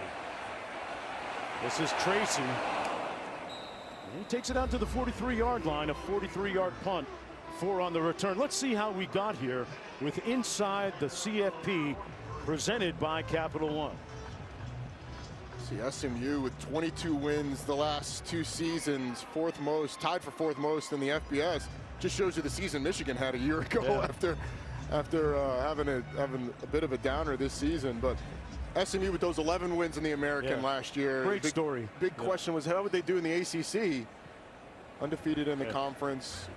And while they haven't played well here today, an excellent season so far, and still a chance in this one if you have a miraculous second half. Trying to return to the halcyon days of the Pony Express. Eric Dickerson, Craig James, out of the backfield. This catch complete. That's Allen again. And that's going to do it for the first half of play. A dominant first half by the Nittany Lions defense that will require a major turnaround from Rhett Lashley and SMU to make it a game in the second half.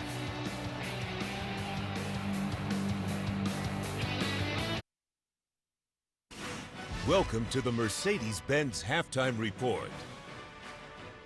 All smiles in Happy Valley. 2 defensive touchdowns, 2 offensive touchdowns. The Nittany Lions and Katron Allen feeling really good. Averaging 5 yards a carry in the first half. With this score, Kev, expect to see a lot of him in the second half. 28-0 Penn State with the lead against SMU. Booger McFarland, Kevin Nagandi here. So we've got the first half of the first college football playoff game in the books right now. Penn State and that crowd, even though it feels like it's 10 degrees, they are warmed up because of the defensive play that they're seeing. Kevin Jennings, a complete nightmare first half here. Specifically, it started here. 4th and 1, decides to throw. Bird in the hand is better than 2 in the bush. If you're Kevin Jennings, run for the first down and keep the drive alive. He didn't interception. And then Dominic DeLuca, right place, right time, doing the right thing, and he sees the real estate touchdown. No doubt a pick six. Just an errant throw by Kevin Jennings. He's trying to hit the little back on an angle route, overthrew it. That whiteout playing a role. You see Jennings dealing with it and calling a timeout there. And then after the timeout, the scramble, and Tony Rojas. How about this pick six? Just trying to do too much, number 7. Just a bad decision. And at some point when you make this decision, if you're the offensive line or you're the receivers, get him on the ground. Don't allow a bad mistake to become worse. They do. Pick six, and Happy Valley is rocking, Kev. We didn't see a lot from the offense after, those 2 pick sixes. But, hey, when you have the defense do this, Dominic DeLuca again, the deflection. How about a career first half? And then we started seeing Aller and the offense move with the football. But the production here, SMU had given up 31 points all season off turnovers. Coming in so far today, they've given up 21 points off turnovers. No doubt, Kev. They have to figure out a way to settle down right now. You can tell the game is moving just a little too fast for Kevin Jennings. How do you settle him down? That should be the message at halftime if you're the head coach, Rhett Lashley. Hey, that half is down. We were down 17 to Clemson, and we came back and made it a game. How do we do it today? We got to come out. It's very important they get a score on this first drive. Big storyline, too. Preston Stone is the backup in the portal, yes, but he's still suited up, and he's with the team right there. Big-time recruit. I understand, but let's also remember the reason Kevin Jennings is starting is because they deem Preston Stone not good enough. Okay, we will see what happens in that second half. SMU trying to get some life with that offense. We saw a ton of life in South Bend last night. How about this first ever Friday night game for Notre Dame under the lights? It is the first college football playoff home game, and 2 plays really changed it. It was back-to-back. Xavier Watts getting the pick of Curtis Rourke, and then Jeremiah Love 98 yards to the house. And Rourke making the ill-advised throw in the triple coverage, and then Kev, the story of the game. Indiana came into this game stopping the run. Notre Dame said it's really simple. We're going to rush the football, 35 carries, 193 yards. The Notre Dame Irish own the line of scrimmage. Marcus Freeman and company celebrating. They've won 11 straight now. They get ready for Georgia. Cannot wait for the All-State Sugar Bowl. That is New Year's Day, 8:45 Eastern on ESPN. More from Austin coming your way after this. This halftime report is presented by Mercedes-Benz.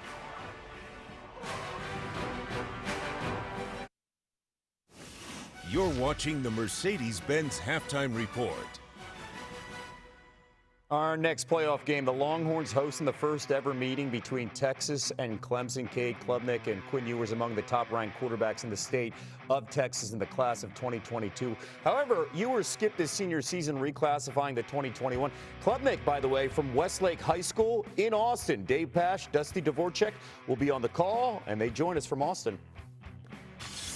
Well, obviously, many are focused on the offense when you look at this game with Cade Klubnik coming back to Austin where he grew up, and Quinn Ewers, the Texas starting quarterback, coming off a game in which he struggled in the SEC championship loss to Georgia. But let's focus on defense and start with Dusty's defensive dudes. Absolutely. This game has got some elite defensive players.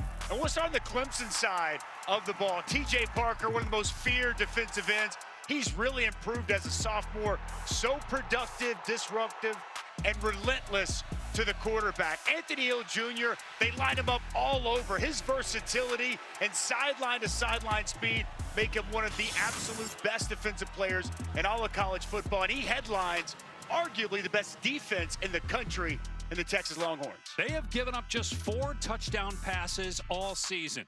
In Cade Klubnik's last game, the ACC title game against SMU, he threw for 4 touchdowns. He's one of the most improved players in the country. College football playoff game on campus in Austin coming up. Now back to you. Dave, thank you so much. Clemson, a 13.5-point underdog. And look, that's where Dabo wants to have them, right? No doubt about it. Dabo wants his team feeling like nobody expects him to win, but it's going to be huge for him today to get his team to play with confidence, especially the quarterback, Cade Klubnik. Can he get off to a really good start back in his hometown? Key for Sark? Key for Sark is really simple. They're going to get yards up and down the field, but they have to convert in the red zone. Texas's biggest Achilles heel all season, Kev, has been the red zone. Can they fix it today? Key issue, the mobility of Quinn Ewers. Yes, Can the he ankle. move Yes, around, right? yes, yes. Much more after this.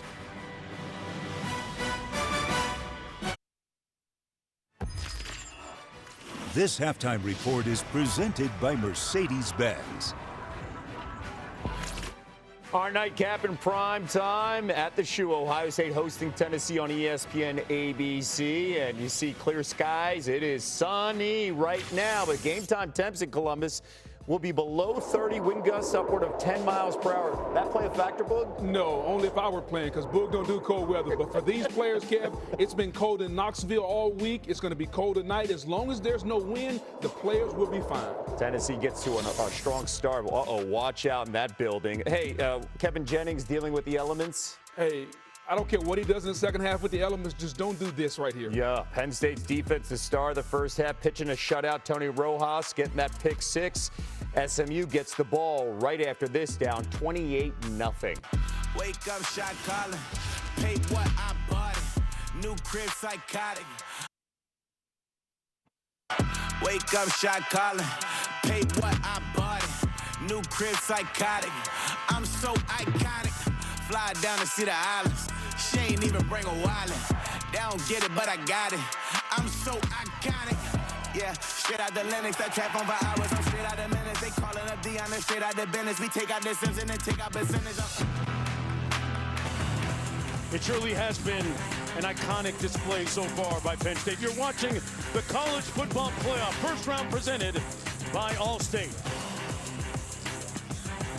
Penn State and SMU, the winner of this one, will move on to play Boise State. 2 more college football playoff games a little bit later today. Mark Jones alongside Roddy Jones, Tom Luganbill, and Quint Kesnick down on the field joining us in just a bit in this chilly afternoon here at Penn State. Roddy, SMU's going to have the football after, you can consider it offensively anyway, a disastrous first half. This first drive will say a lot about who they are, right? It's so important, both from a momentum standpoint and obviously a game standpoint. Down 4 touchdowns, all of these drives are going to matter. You start out counting possessions already early in the second half. They're going to have to move with some tempo, and they're going to have to get Kevin Jennings in a rhythm after what can only be considered a pretty disastrous first half.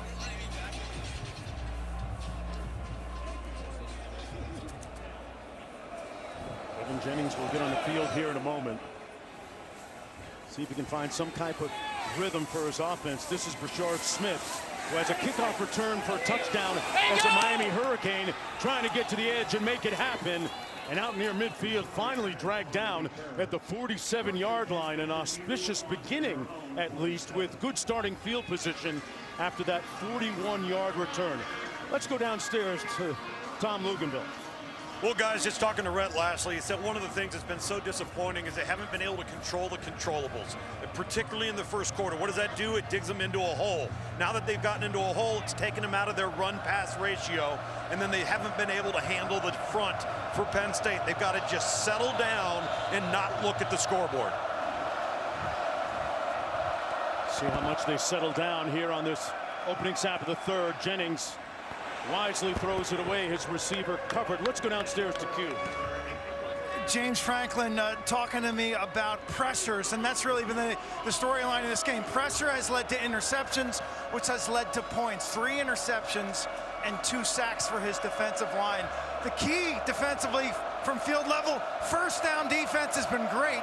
SMU's never been able to get their tempo going. It's been a very pedestrian pace for them anyway. Boy, look at the ability of their linebackers to run. Tony Rojas has been omnipresent today on the field. He really has, and I thought the decision by L.J. Johnson, the stutter, really cost him. He should be able to beat Dennis Sutton in a foot race to the sideline, but the stutter brings Rojas back into the play, and he makes the tackle. That's impressive. Jennings on third down, flag down to his tight end Hibner, first down at the 34, but let's see if this play will stand or not. The officials are conferring back at the 34-yard line of SMU. It was a 20-yard gain, but will it stand? Personal foul, hands to the face on the defense, number 15. 15-yard penalty will be added to the end of the run. First down. Amin Vanover sticks his hand right into the face of Savion Byrd, and that's where the flag was drawn, and it adds 15 yards to a big play for SMU. So again, some momentum for SMU offensively. They've been in this position a couple of times before. They're down near the goal line. One that ended in a turnover on downs, the other ended in a traditional turnover, an interception by Dominic DeLuca, who's had a phenomenal game so far.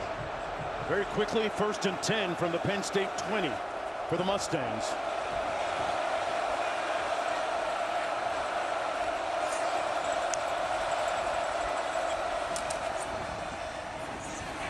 Smith is pushed out of bounds at about the 12-yard line. Let's take a look at the brackets in the college football playoff last night. A very impressive showing by Notre Dame, dominating Indiana. They'll move on to play Georgia. The winner of this one will take on number 3 seed Boise State. Smith spins again, and stopped up at about the 5-yard line. It'll be first down and goal. Zaki Wheatley making the tackle on the 7-yard gain. Zaki Wheatley does a nice job after the first spin worked on A.J. Harris. Brashard Smith goes to the well one too many times, and Zaki Wheatley wisely doesn't over-pursue, but SMU now inside the 10-yard line.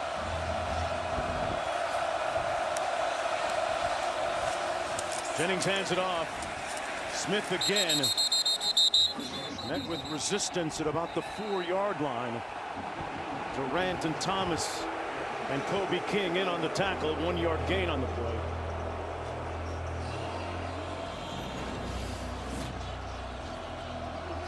Savion Byrd getting all in the grill of Abdul Carter, playing to what can only be described as the echo of the whistle. Hey, just trying to keep a good man down. Right. 2nd and goal. SMU driving into the student section of Penn State.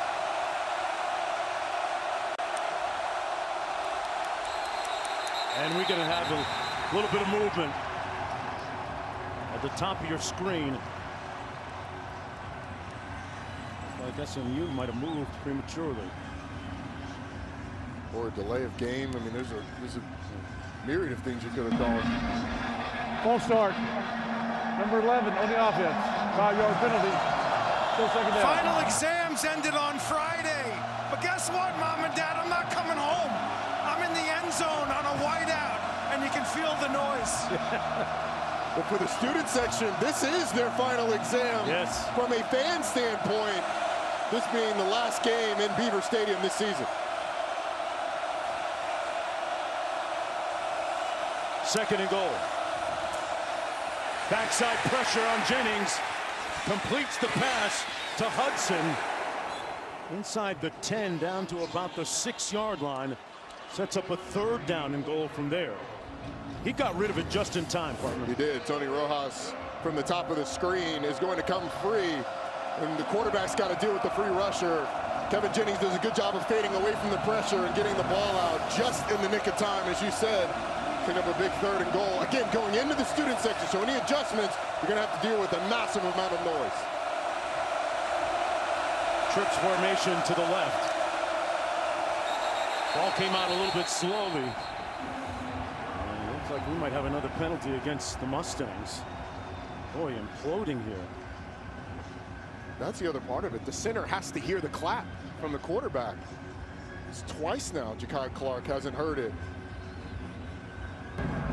Ball start on the offense, number 59. 5-yard penalty, third down. Remember, Coach Lashley told us that our speed would impact them offensively and pace, but the noise would probably impact us. Man, has it ever.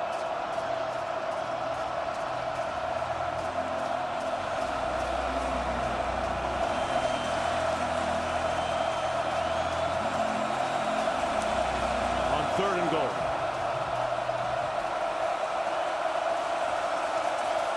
Hibner in motion. Jennings forced to get on the move again and nowhere to go. Ran out of real estate and threw it out of bounds. Incomplete. Good pressure coming from Tony Rojas. Rojas, number 13 for the Nittany Lions defensively, has put some money on tape today, Roddy. I would say the linebackers in general for Penn State have been able to put some money on tape in an NIL era. He's going to come free off the right side. Tom Allen has said, hey, look, we're going to put pressure on Kevin Jennings. We're going to bring more players than they can block and force the quarterback to either get the ball out quick or create with his legs. They've covered well on the back end as well. So Colin Rogers in to attempt this field goal from 28 yards out. And he knocks it through. So it took them almost 33 minutes to get on the scoreboard. It's 28-3 when we come back.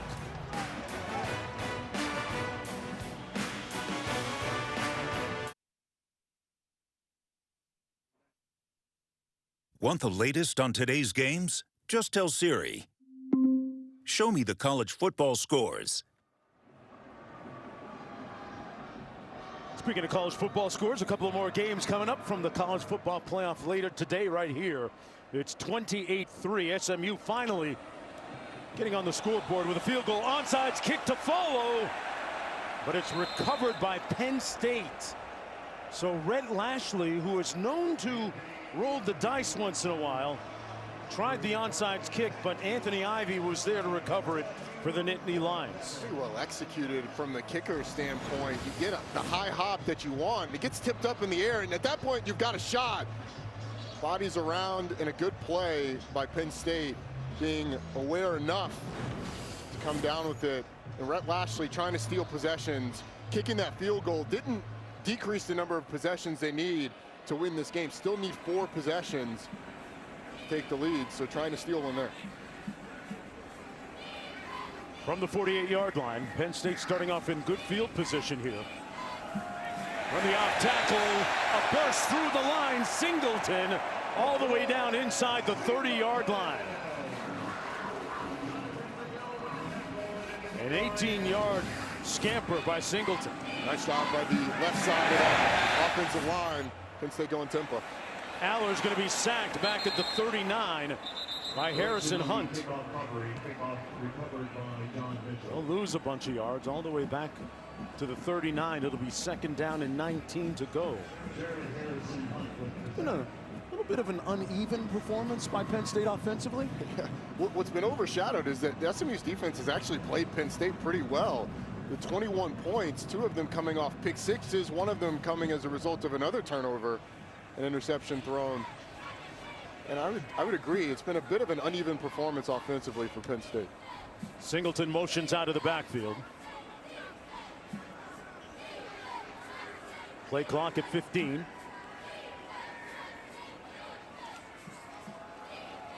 Aller is going to be sacked again in consecutive plays. This one takes him back to the 44.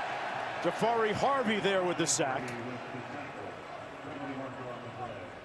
Another one of those transfers from the University of Miami. Jafari Harvey on the other end from Elijah Roberts. After the play was over, personal foul, unnecessary roughness, number 81 on the defense.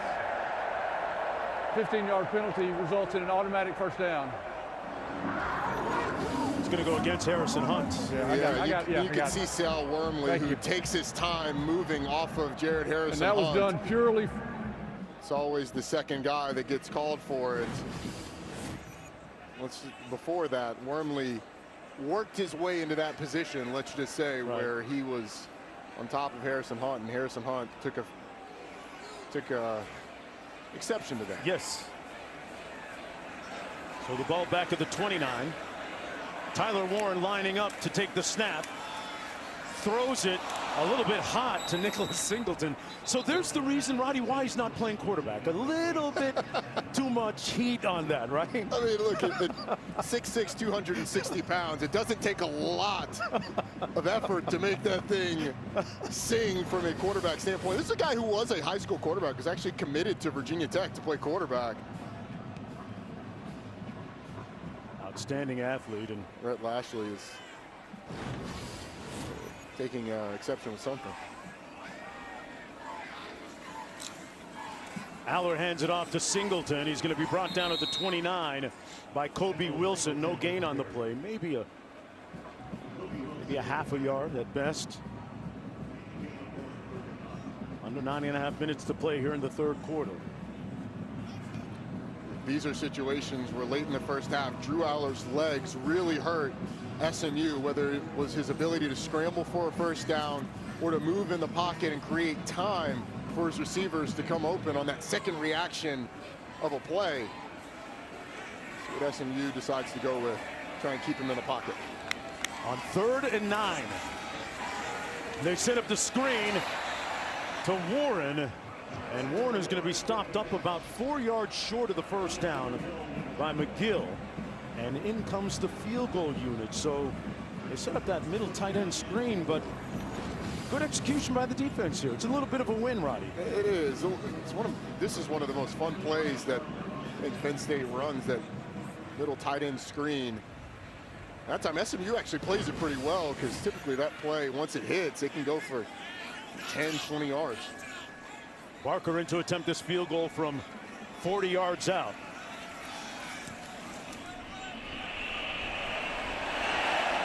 And he just makes it. Knocks it over. And the lead is up to 31-3.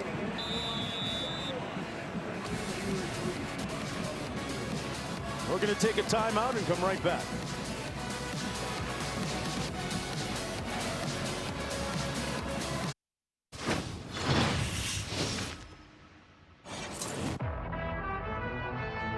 Here we are once again trying to figure out what this committee is going to do. Are they going to choose the brand? Or are they going to actually remember what they saw last night? This team belongs in the college football playoff. We're a team that has a chance to compete for this championship. To some degree, I think we're a little bit America's team after last night. To take on Penn State, the SMU Mustangs.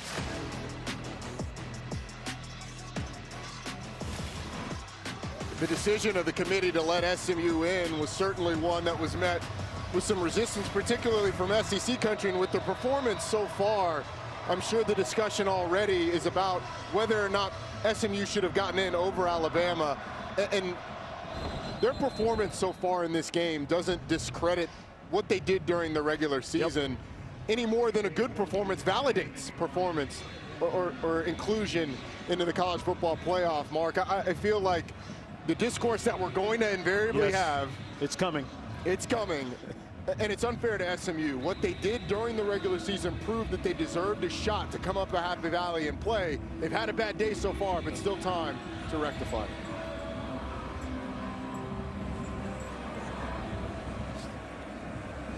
Smith back deep.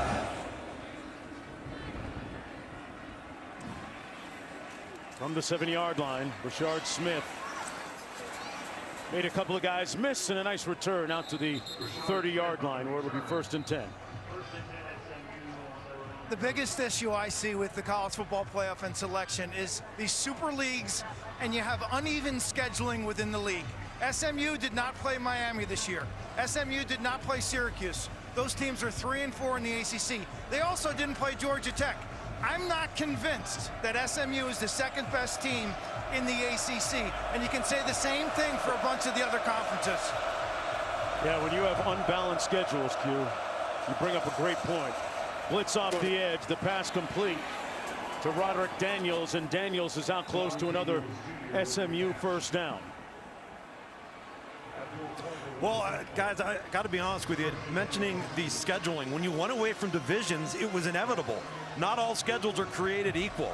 And if you don't bring your A game each and every week, and if you don't have quality quarterback play on one particular day, today being that day if you're SMU, then you're going to struggle to win football games. That doesn't diminish the previous 15 weeks of the college football season. Yeah, that body of work has to count for something. You're right, Ludes. That pass behind the line of scrimmage, caught immediately, and Brinson hit immediately. And with this conversation, even when we had divisions, we complained about that. In the ACC, it was always coastal chaos, and it wasn't as strong as the Atlantic. The thing about SMU this year is they went into a power conference, and they validated their performance during the regular season with that performance in the ACC championship against what has been the gold standard of the ACC in Clemson. Smith gets the call on the carry again. Maybe got a yard on the play. Izzard making the tackle. And it's 4th down in a blink for the Mustangs. And at this point, yeah, you keep your offense on the field. Down 31-3, under 7 minutes to go in the 3rd quarter. And a very vociferous and boisterous sellout crowd here at Penn State.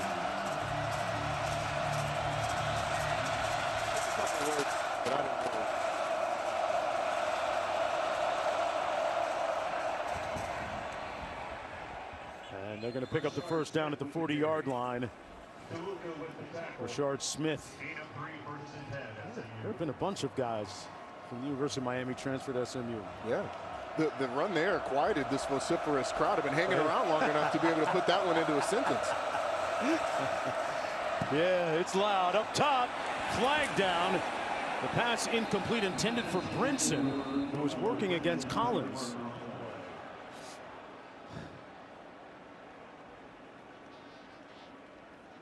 Holding on the defense, number 29. 10-yard penalty from the previous spot. Automatic 1st down. That's going to move the chains for SMU. Let's take another look at the infraction. Davian Collins was off balance, kind of had the grab early on. And that's SMU has had a couple of times down the field where Penn State's defensive backs have been called for infractions on pass plays. And they've been so good at the back shoulder throws this year. We haven't seen those here today.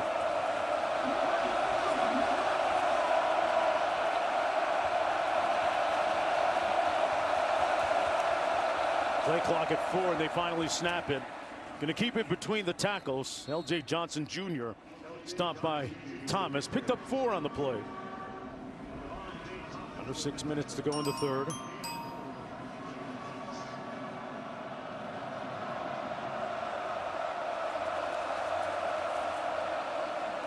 Hand it off again.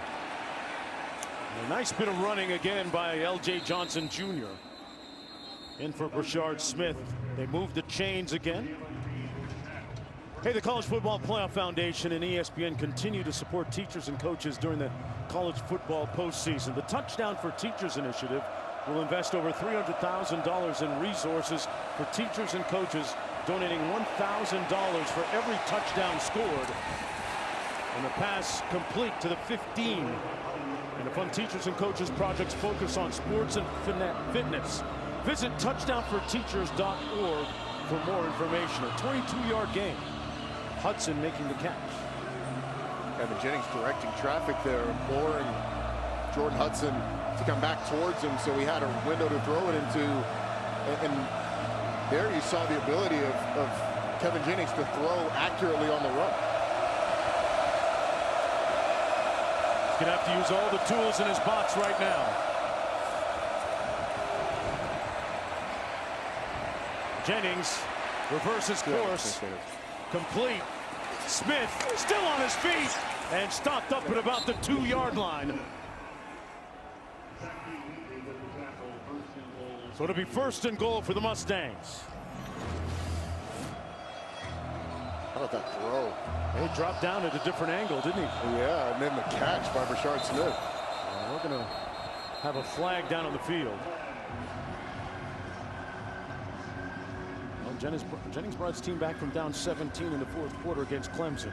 But this is different. False start. 71 on the offense. 5-yard penalty. Still 1st down. And that won't help. And it's on this side of the field where the false starts have occurred. Why? Because they're going into the student section. Yeah. Student section that calls themselves the best student section in the country. Hey. They are passing their final exam with flying colors.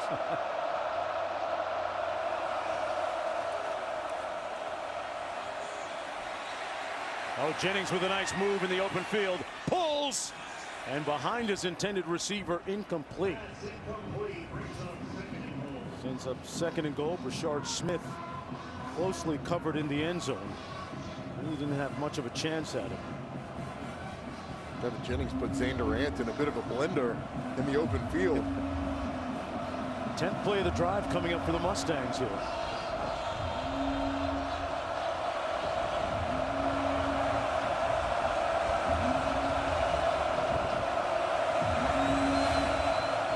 Brinson split wide to the bottom of your screen.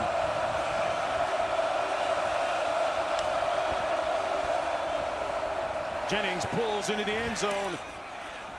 Incomplete, out of bounds. Brinson made the catch, but that one wasn't even close. So it'll be 3rd down and goal. Kevin Jennings was a little late on the throw. It was a fade comeback to the pylon. And Jennings needs to let go of the ball a little bit earlier so that his receiver has a chance, and then place it further into the field of play, or in the field of play, so his receiver has a chance to come down and bounce.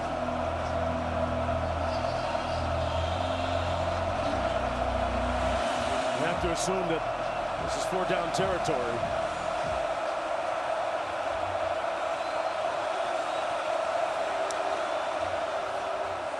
Jennings surveys. Nobody open. He's sacked all the way back to the 26. Abdul Carter, the defensive player of the year in the Big Ten.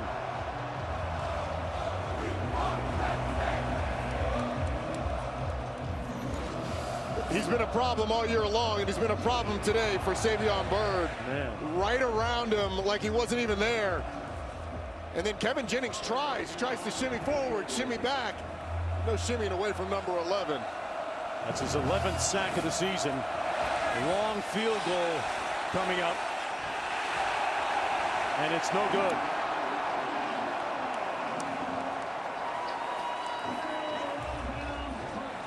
Rodgers didn't quite have enough. 31-3 when we come back.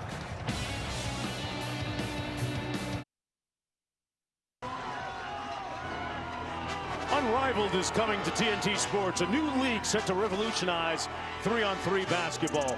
From team play to one-on-one tournaments, watch stars like Angel Reese, Brianna Stewart, Stewie, Nafisa Collier, and a lot more battle to claim the crown. Don't miss Unrivaled, beginning January 17th on TNT, True TV, and Max. Love me some Nafisa Collier. I think maybe the best all-around player in the game. Love watching her play with Minnesota Lynx. Better than Asia Wilson? Did I say Asia Wilson was the best player in the game? You said that like a month ago. I love them all, Roddy. Nicholas Singleton has been balling out there today. Nice gain of about 8 yards on the play. Boy, Penn State really at liberty now, Roddy, if they wanted to. Look at the number of plays. They've run 45 plays, but they can be very methodical now and workmanlike in terms of just time of possession, right? They can, and you would hope that the work that you've done running the football early in the game with that big offensive line starts to pay off here as you try and salt this game away. The defensive touchdowns have really swung the time of possession in a different way than the score. And off to Katron Allen, and he's going to pick up another first down. Cade Klubnik coming up as Clemson plays next against Texas. Saw him in the ACC championship game against these SMU Mustangs. Boy, what an improvement he's made all year long. And Quinn Ewers, we saw them earlier this season against Texas State. He was hurt, he bounced back, and leading his team against Clemson today. What do you make of that game? Well, I think it's going to come down to the defenses. Clemson's defense has been excellent all season long, particularly that front, their ability to stop the run. And then conversely, Texas got one of the best defenses in the country, the #1 defense in the country. How does Clemson create some explosive plays against that unit? Allen put his hat down, was met with resistance at the 44, but the pile still moving inexorably all the way down to the 47-yard line. You think about Clemson going back to that matchup against Texas, and Roddy, just how much more explosive they are offensively this year than they were a year ago at this point. And honestly, how much more explosive they are offensively than they were at the beginning of the season. Yes. Because of those two young receivers, Bryant Wesco and TJ Moore. On this side of the bracket, though, unless SMU storms back, it'll be Penn State against Ashton Jeanty, the runner-up in the Heisman, a guy who was not real excited to be #2 to Travis Hunter. You're being nice about the way he expressed himself. Allen hands it off. Allen still on his feet and bowls over a would-be tackler down to the 36. Okobia finally bringing him down. Some guys in the open field choose to shake and bake, and some guys choose violence. Katron Allen at 230 pounds says, Isaiah Okobia, welcome to Big Ten country. How you like that? Man, in freezing cold weather. Yeah, he's the lightning in bad weather. Down to the 37-yard line, 17-yard gallop. 23 seconds to go in the quarter. Singleton back in the ball game. Tyler Warren sets. Toss to the wide side of the field. Singleton is going to be stopped up at about the 33-yard line by Kobe Wilson.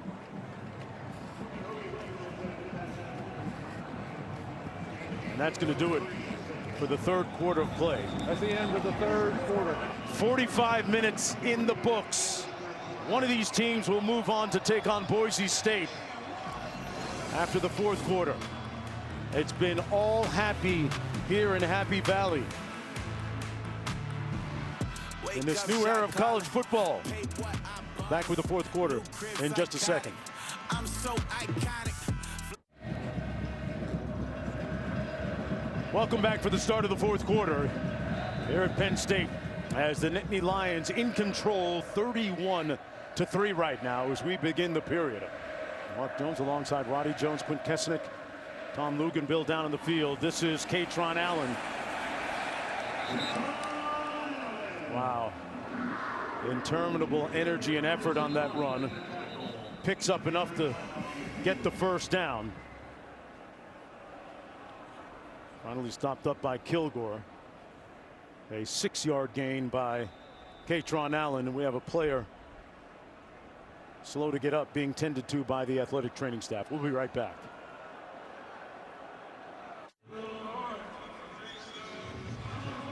True Power begins with Control. From the epic universe of Dune comes a new HBO original series set 10,000 years before the birth of Paul. It doesn't miss with the finale of Dune. Prophecy streaming tomorrow at 9 p.m. Eastern on Max.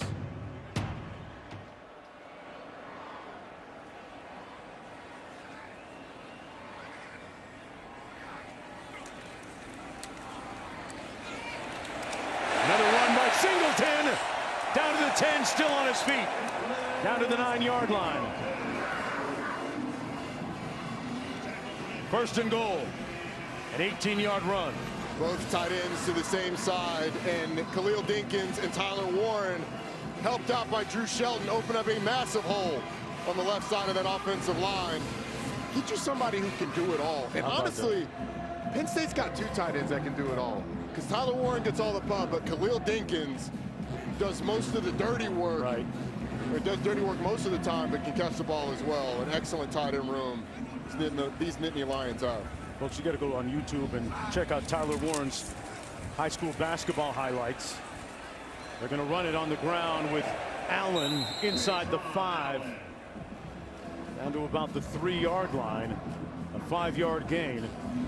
Mentioned earlier that Tyler Warren did not have any scholarship offers, and then sent in his high school junior year highlights to the coaching staff here at Penn State, and then was offered. And it was interesting. Coach Franklin told us, yeah, I went to go watch him hoop about 4 or 5 times in high school. He hit about 3 or 4 dunks every game, flying above the rim.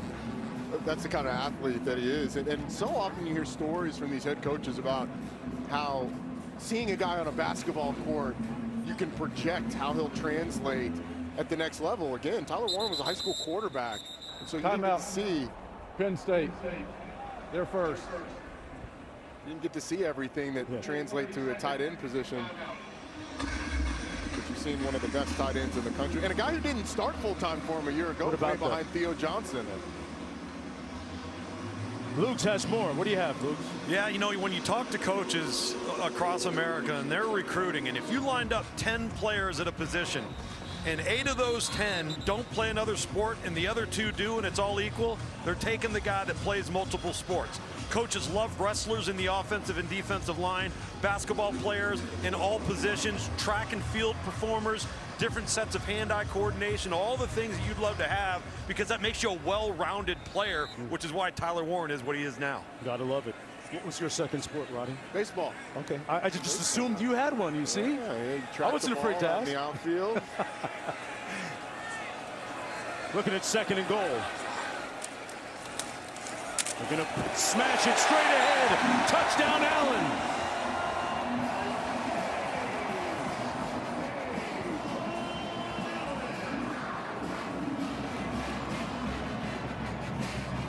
Nothing like a good old-fashioned lead or ISO play.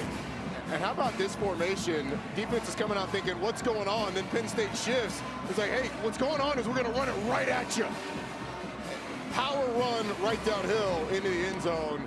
This Penn State offense really flexed its muscles on the ground on that drive. Second touchdown of the day for him.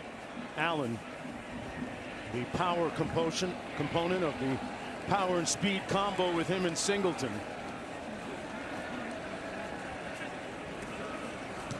38-3. Didn't see this one coming, partner. Didn't see it coming like this. No, you certainly didn't. SMU picked a bad day to have a bad day, and the punctuation mark on it so far is a run right at you from Katron Allen.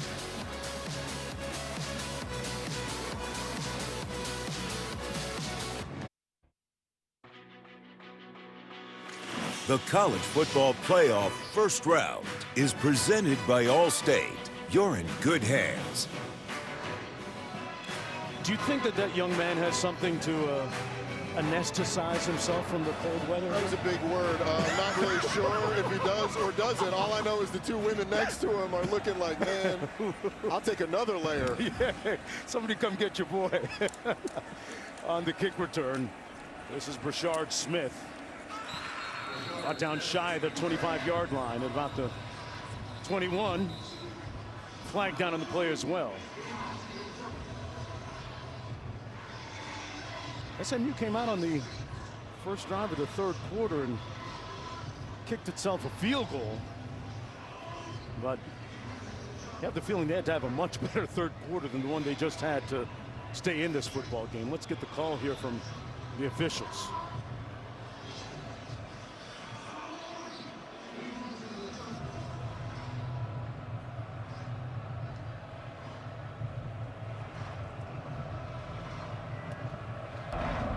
Personal foul, illegal block below the waist on the receiving team. Penalty is half the distance to the goal. First down.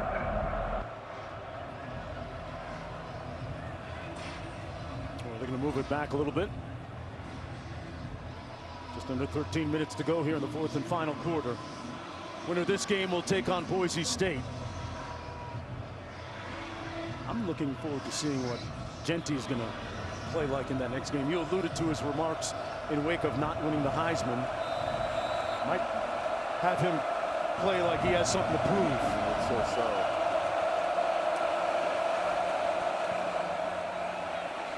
Jennings to his tight end. Pardon me, that's Ebby.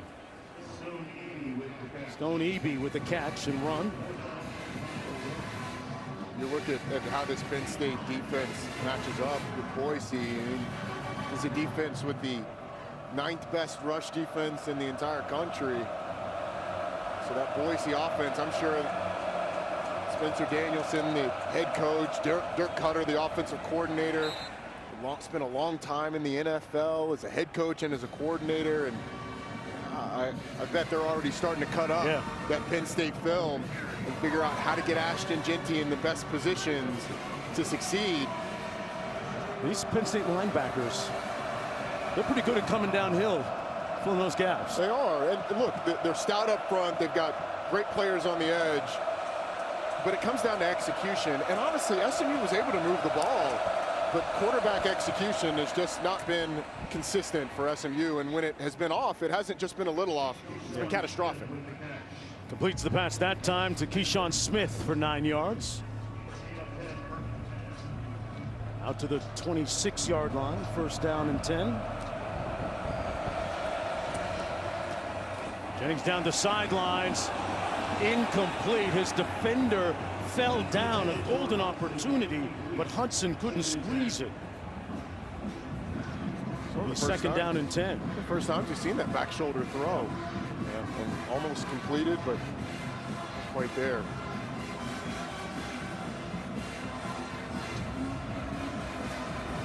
Look at the numbers in the respective passing games. Second and 10. Smith in the backfield. RPO into the boundary. Jennings keeps it himself. Not many good options available. He's brought down at the 21-yard line by Zane Durant. Mark Jones along with Roddy Jones. Tom Luganville on the sidelines with Clint Kesnick. Here's a look at the college football playoff 12-team field. Notre Dame advancing to play Georgia. The winner of this will take on Boise State. Jennings on the move, taking a shot downfield, has a man, and it's incomplete at the 25.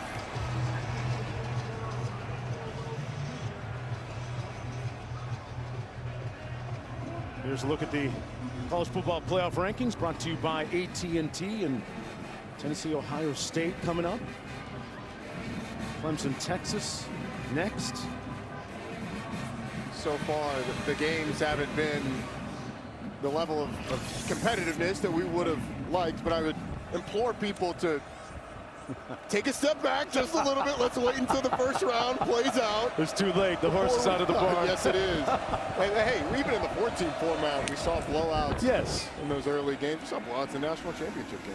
Fair catch called with the 43. Roddy, I'm old enough to remember when they voted on the number 1 and 2 teams and just played that game. Perfection is just an illusion. Remember that.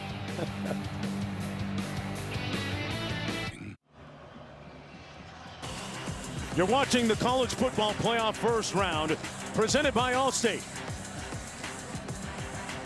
As we take a look at smarter decisions brought to you by NerdWallet. Look at the decisions by Drew Aller on third downs. His mobility has really shown up. When SMU has had pressure, he was able to escape, throw the ball down the field for a completion on a big 3rd and 10. This one a 3rd and 7. The right side gets collapsed. So what does he do? He escapes out. And on the 3rd and 7, picks him up and puts him down the sideline to pick up the first down. And again, the mobility. The snap was a little off. You get 2 excellent blocks up the middle on that quarterback draw. Is able to convert. Drew Aller's efficiency today, particularly on those 3rd downs with his legs, has been really impressive. And while the stats don't jump out at you, a big reason why Penn State is 5 of 10 on 3rd down is because of that guy. And we have a new quarterback in right now, Ethan Grunkemeyer, in relief of Drew Aller, whose work is done for the afternoon. He's going to hand it off to Singleton. We've got a whistle down the field and some procedure with the flag. False start. Number 72 on the offense. 5-yard penalty. First down. Luke's, what's the 4-1-1 on Grunkemeyer? Really good player, top 5 quarterback in the 2024 class. So he's a true freshman, hasn't had to burn his red shirt. We had him in the Under Armour All-America game a year ago. One of the things that he can do is flat out throw the football. And Andy Kotelnicki, the offensive coordinator, told us yesterday unequivocally, I have no issue putting him in the football game. He's prepared, he's smart, he works like Drew Aller, and he's really, really talented. We're going to see what he has right here. Luke's. Bo Prabula, of course, has entered the transfer portal. The regular backup, QB number 2, as Singleton is tripped up just shy of the 40-yard line. Prabula was actually a big part of the offensive package for Penn State, but as is the landscape right now in college football, he felt like he was pretty much forced to make a decision at this point or recently to enter the portal. Bo Prabula is going to be a hot commodity on the transfer portal, is a hot commodity in the transfer portal. But because of the way the calendar shakes out, those quarterback spots fill up quickly. And so Prabula felt like in order to secure his future, he had to sacrifice his team in the present. And we're going to have an interception on the tip ball. SMU will take over at the Penn State 42-yard line. Brandon Crossley on the tip drill INT, intended for Wallace here. Throws a little high. Wallace gets his fingers on it. And Crossley's Johnny on the spot, and an inauspicious start. And if you don't think that James Franklin is still very much coaching to the final whistle, there's a snapshot of his intensity. And when your first college throw is an interception for Ethan Grunkemeyer, the positive thing is it's all up from here. But James Franklin certainly very, very upset, knowing that the cameras are around, hides his mouth so that we can't see what he's saying. Jennings gets it off to his receiver, Johnson, and Johnson makes it across the 40. L.J. Johnson Jr. brought down at the 39-yard line. Clock running with 9:40 to go in the fourth quarter. It has been a miserable afternoon for Kevin Jennings, who has had much better days. And I mean, if you were listening at half, Kevin and Berger before halftime were discussing the possibility of going to the backup quarterback Preston Stone. SMU going with their starter. On the reverse, nowhere to go. Tackle made at the 42 on Daniels. And don't forget, coming up next, it's Clemson in Austin, Texas. Bevo getting ready for the main stage. It used to be 13-0, right? And then that's how they made Bevo. You know the story about that? I did not. Yeah, it used to be 13-0, and then they just filled in some caricatures and named them Bevo. There you go. It's that's an impressive creature in person. Jennings, there's going to be a flag down at midfield. This might come back. Pass incomplete at the 20.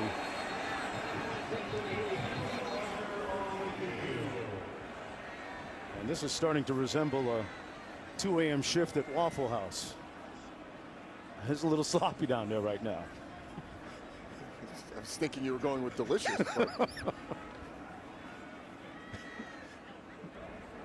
Holding on the offense. Number 54, 10-yard penalty from the previous spot.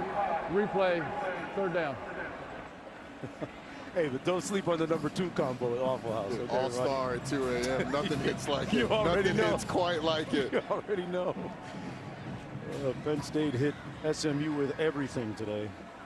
But it didn't come without some self-inflicted wounds by the Mustangs. The frustrating thing for SMU when they go back and watch the film, if they watch the film of this game, they might just burn it and move on. But the opportunities early on, the first drive of the game, they drive down and have a 4th and 1 down inside the 20-yard line. Don't convert, the 2 pick sixes. 3rd and 21. Jennings had it tipped. Almost intercepted again at the 45 by Tyler Elston. And we have another flag.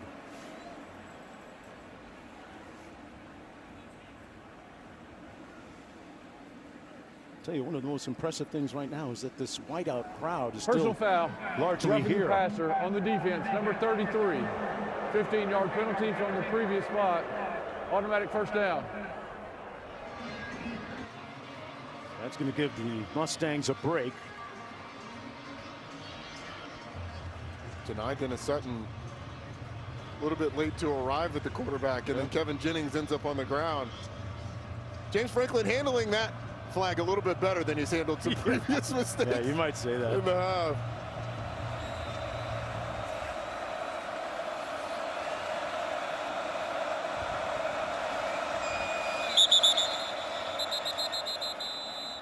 And Penn State calls timeout.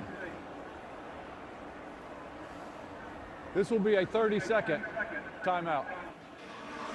We're going to stay right here.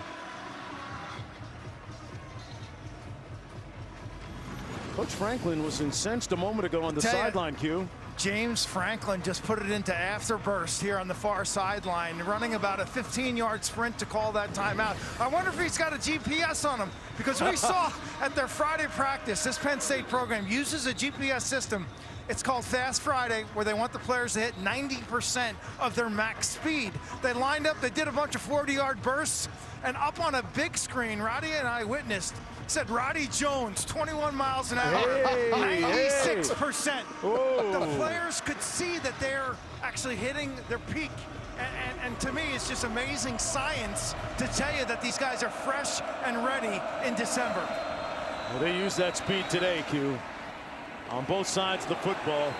There's another demonstration of it by Tyler Elston. Let's just say that Q wasn't wearing his glasses and he was reading the screen. It was somebody else, Jones, obviously, if they were hitting it that fast.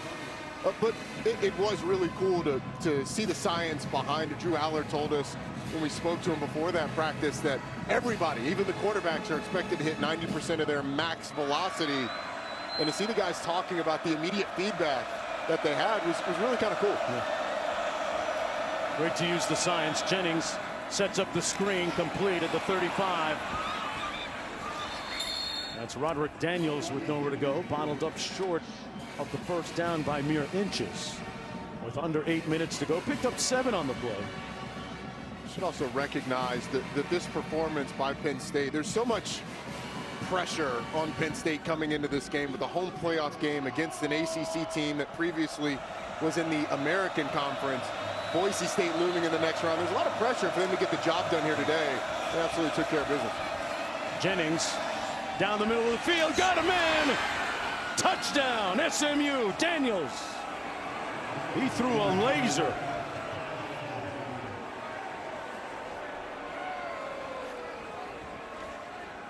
Their first offensive score of the game comes midway through the fourth quarter. And it's sort of the recipe Penn State has followed all day. Get the interception and turn it into points. This just shows that the talent of Kevin Jennings. That throw is as good as any that you'll see. It's a really nice job moving up in the pocket and delivering the football. 23rd touchdown pass of the season, the extra point good. And it's 38-10 when we come back.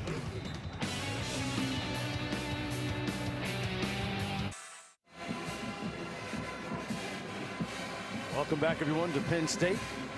38-10, and our guy's still shirtless in the 18-degree weather. He's not feeling anything, is he? I mean, you're just numb from head to toe at this point. Hey, that guy. That security checking on us? You good? This is a wellness check, big dog. How you doing? 107,000 here. We'll begin a renovation on the stadium here immediately after the game and get to work on it for next season. Allen on the return. So you were excited about this being your first trip here to Happy Valley. What do you make of it so far? It's been awesome. It's been awesome to see this majestic stadium, to see the crowd, the whiteout, getting to experience a whiteout. Yeah. You know, it's a college football bucket list item. Coming to one of the Blue Bloods, one of the most prestigious football powerhouses in the entire country. And the people of Happy Valley have been awesome. So it's been great. Yeah, always a treat to come here and call games. And my 34 years of college football at ESPN, Some of my fondest memories come from doing games here. Being able to meet with the late, great, legendary Joe Paterno at the Nittany Lion Inn for some lobster bisque and lunch. We're going to keep it on the ground here. Singleton will pick up a couple of yards. Did you make it to Berkey Creamery this time? Too cold for ice cream, man. In the fall. Too cold for ice cream. It's never too cold for ice cream. Blasphemy. It's the best time. It doesn't melt. You get the ice cream experience the whole time. Yeah, you're right. You got a point. I'll try it. You food shamed me into it. Second down coming up for Penn State. Under 7 minutes to play. They'll go on to play Boise State next week.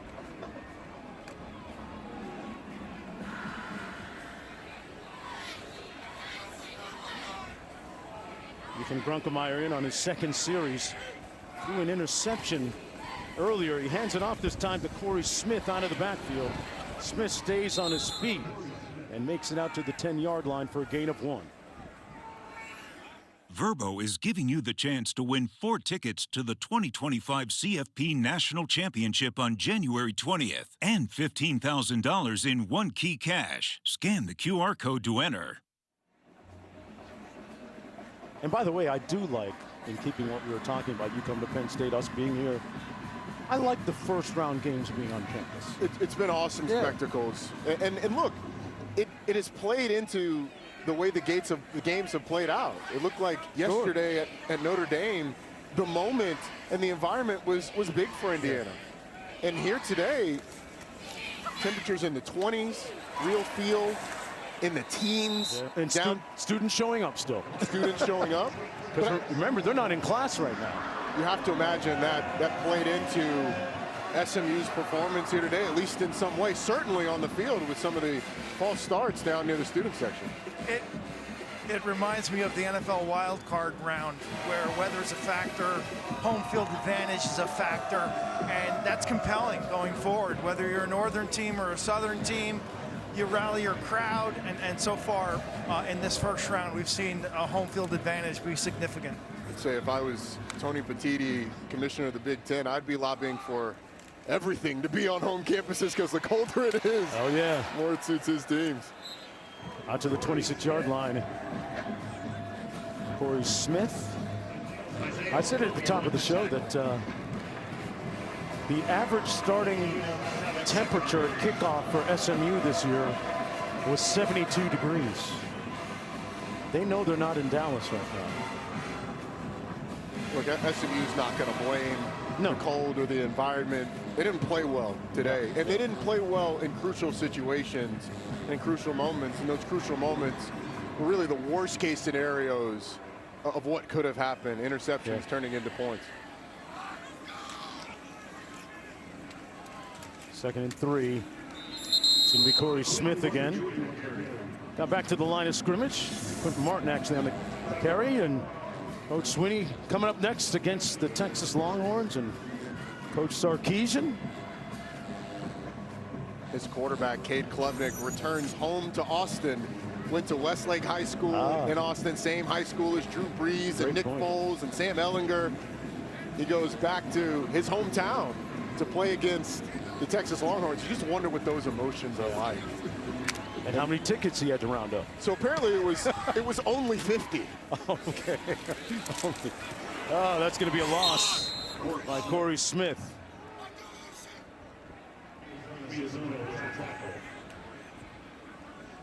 And the defense gets off the field. Westlake, a legendary high school in the area with a very successful program. That's where Klubnik went to school. Cade Klubnik did not lose a game in high school, including beating South Lake Carroll, quarterbacked by Quinn Ewers in the state championship game his senior year, where he was the MVP. So a guy that has been through a lot of adversity when he was at Clemson, but when he plays ball in the state of Texas, it has gone very well for him. He committed to Clemson early. Riley Thompson with his 3rd punt of the afternoon, averaging about 43 per punt on the season. This is Daniels.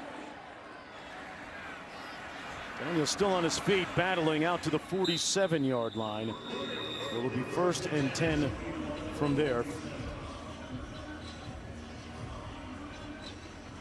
Jennings, Klubnik, Jackson Dart, quarterback at University of Mississippi, and Mateer as well at Washington State.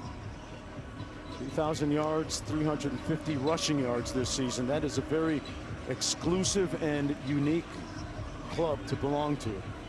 Jennings has already said he's coming back next year. He has, and you know, in this day and age, you're just holding your breath for your quarterback to release an announcement on Twitter about whether or not he's going to return. As we'll see Keldrick Luster take the snaps from here on, it looks like.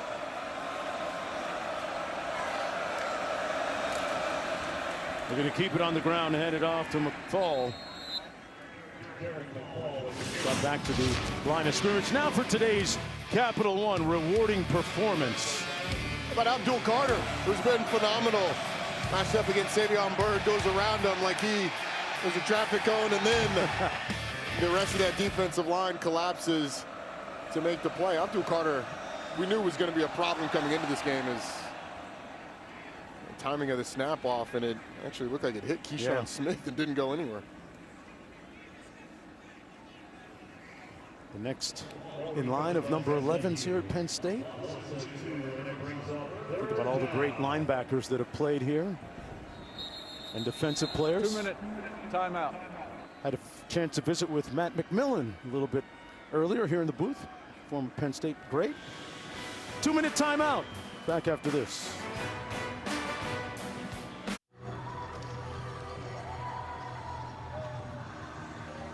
Welcome back, everyone, to Penn State. Nittany Lions in control, 38-10, about to move on and take on Boise State in the next round of the newly formed 12-team college football playoff. Mark Jones alongside Roddy Jones, Kesnick, and Con Luganville down the field. Keldrick Luster in at quarterback in relief of Kevin Jennings.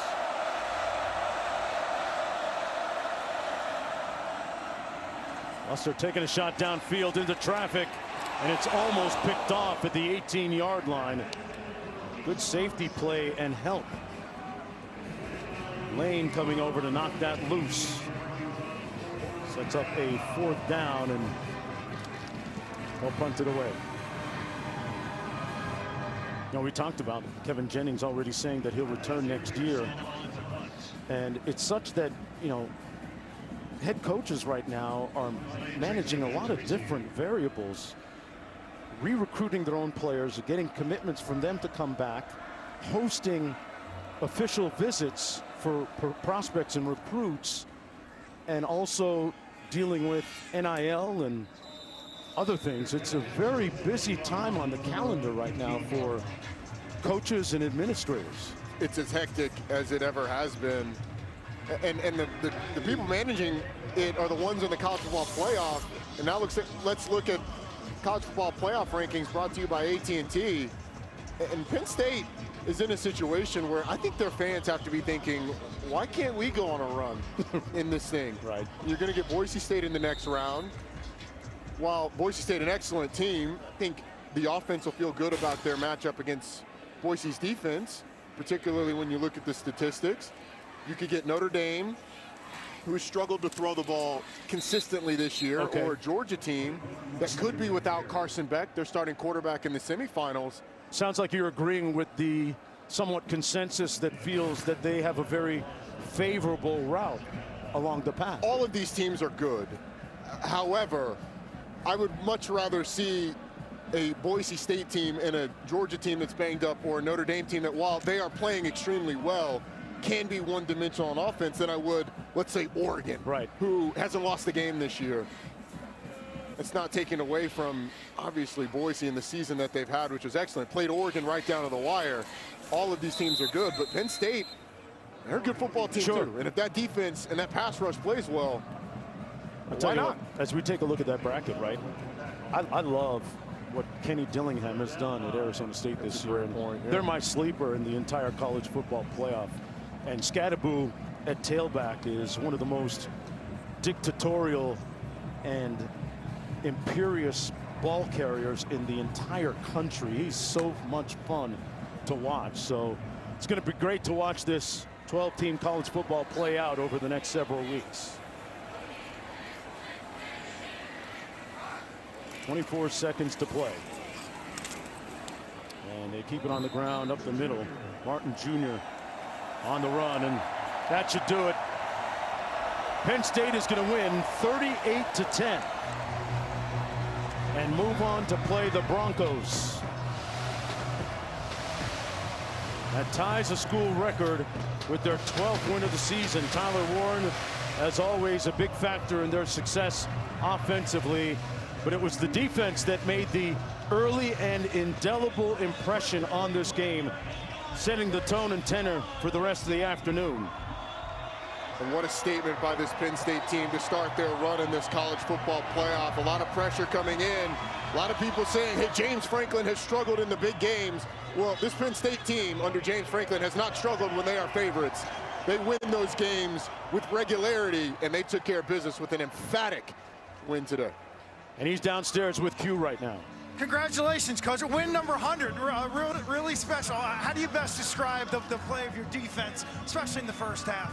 I thought our defense played lights out. Obviously, when you're able to create 3 turnovers and 2 for touchdowns, it took us a little time to get going on offense, but as good of a first half of defensive football as I've seen. You said this game meant everything, the ability to survive and move on. How would you describe the feeling of this victory? Yeah, you know, a lot of college programs talking about it's a 4-game season. We didn't approach it that way. It's a 65-play season on average on offense, defense, 20 on special teams. Depending on how we handle those plays, we'll get another opportunity, and we got another opportunity. Congratulations, Coach. Thank you. Thank you.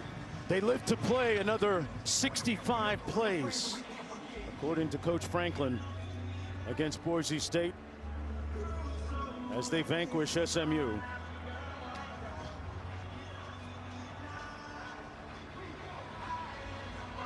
Played a strong game on both sides of the football, and SMU, the runner-up in the ACC, just didn't have it today. And that's the way it happens. And unfortunately, in a 1-game college football playoff format, that's all you've got. This was a nightmare scenario for SMU. The things that you needed to go well early didn't. You turned the ball over. Those turnovers turned directly into touchdowns and pick sixes. And the game got away from them. And that's exactly what you can't have when you're an underdog on the road. You got to keep the game in front of you. You can't lose it early on, and to be quite honest, it's exactly what SMU did. Yeah. It all started early with that Penn State Nittany Lion defense. Abdul Carter was in Jennings' face like Acme all day long. Right there every time he looked up. He wasn't the only one. It was him. It was denied Dennis Sutton getting after Kevin Jennings. Dominic DeLuca was all over the place. But Abdul Carter, you need your stars to come out in the biggest game, in the biggest moments. Abdul Carter showed why he is likely to be a top 10, maybe even a top 5 pick. See what kind of impact he can make next week against the nation's top runner, Ashton Genty, as they take on the Broncos of Boise State next. Don't forget, coming up next, it's number 12 Clemson in Austin taking on number 5 Texas. As the new era of college football continues in earnest for Tom Luganville, Quint Kesnick, Roddy Jones, and our talented crew behind the camera, you don't get a chance to see Kim Belton, our producer, and Anthony DeMarco, our director. I'm Mark Jones. Right now, let's check in with Kevin Agandi and Booger McFarland in the studio. Guys? Mark.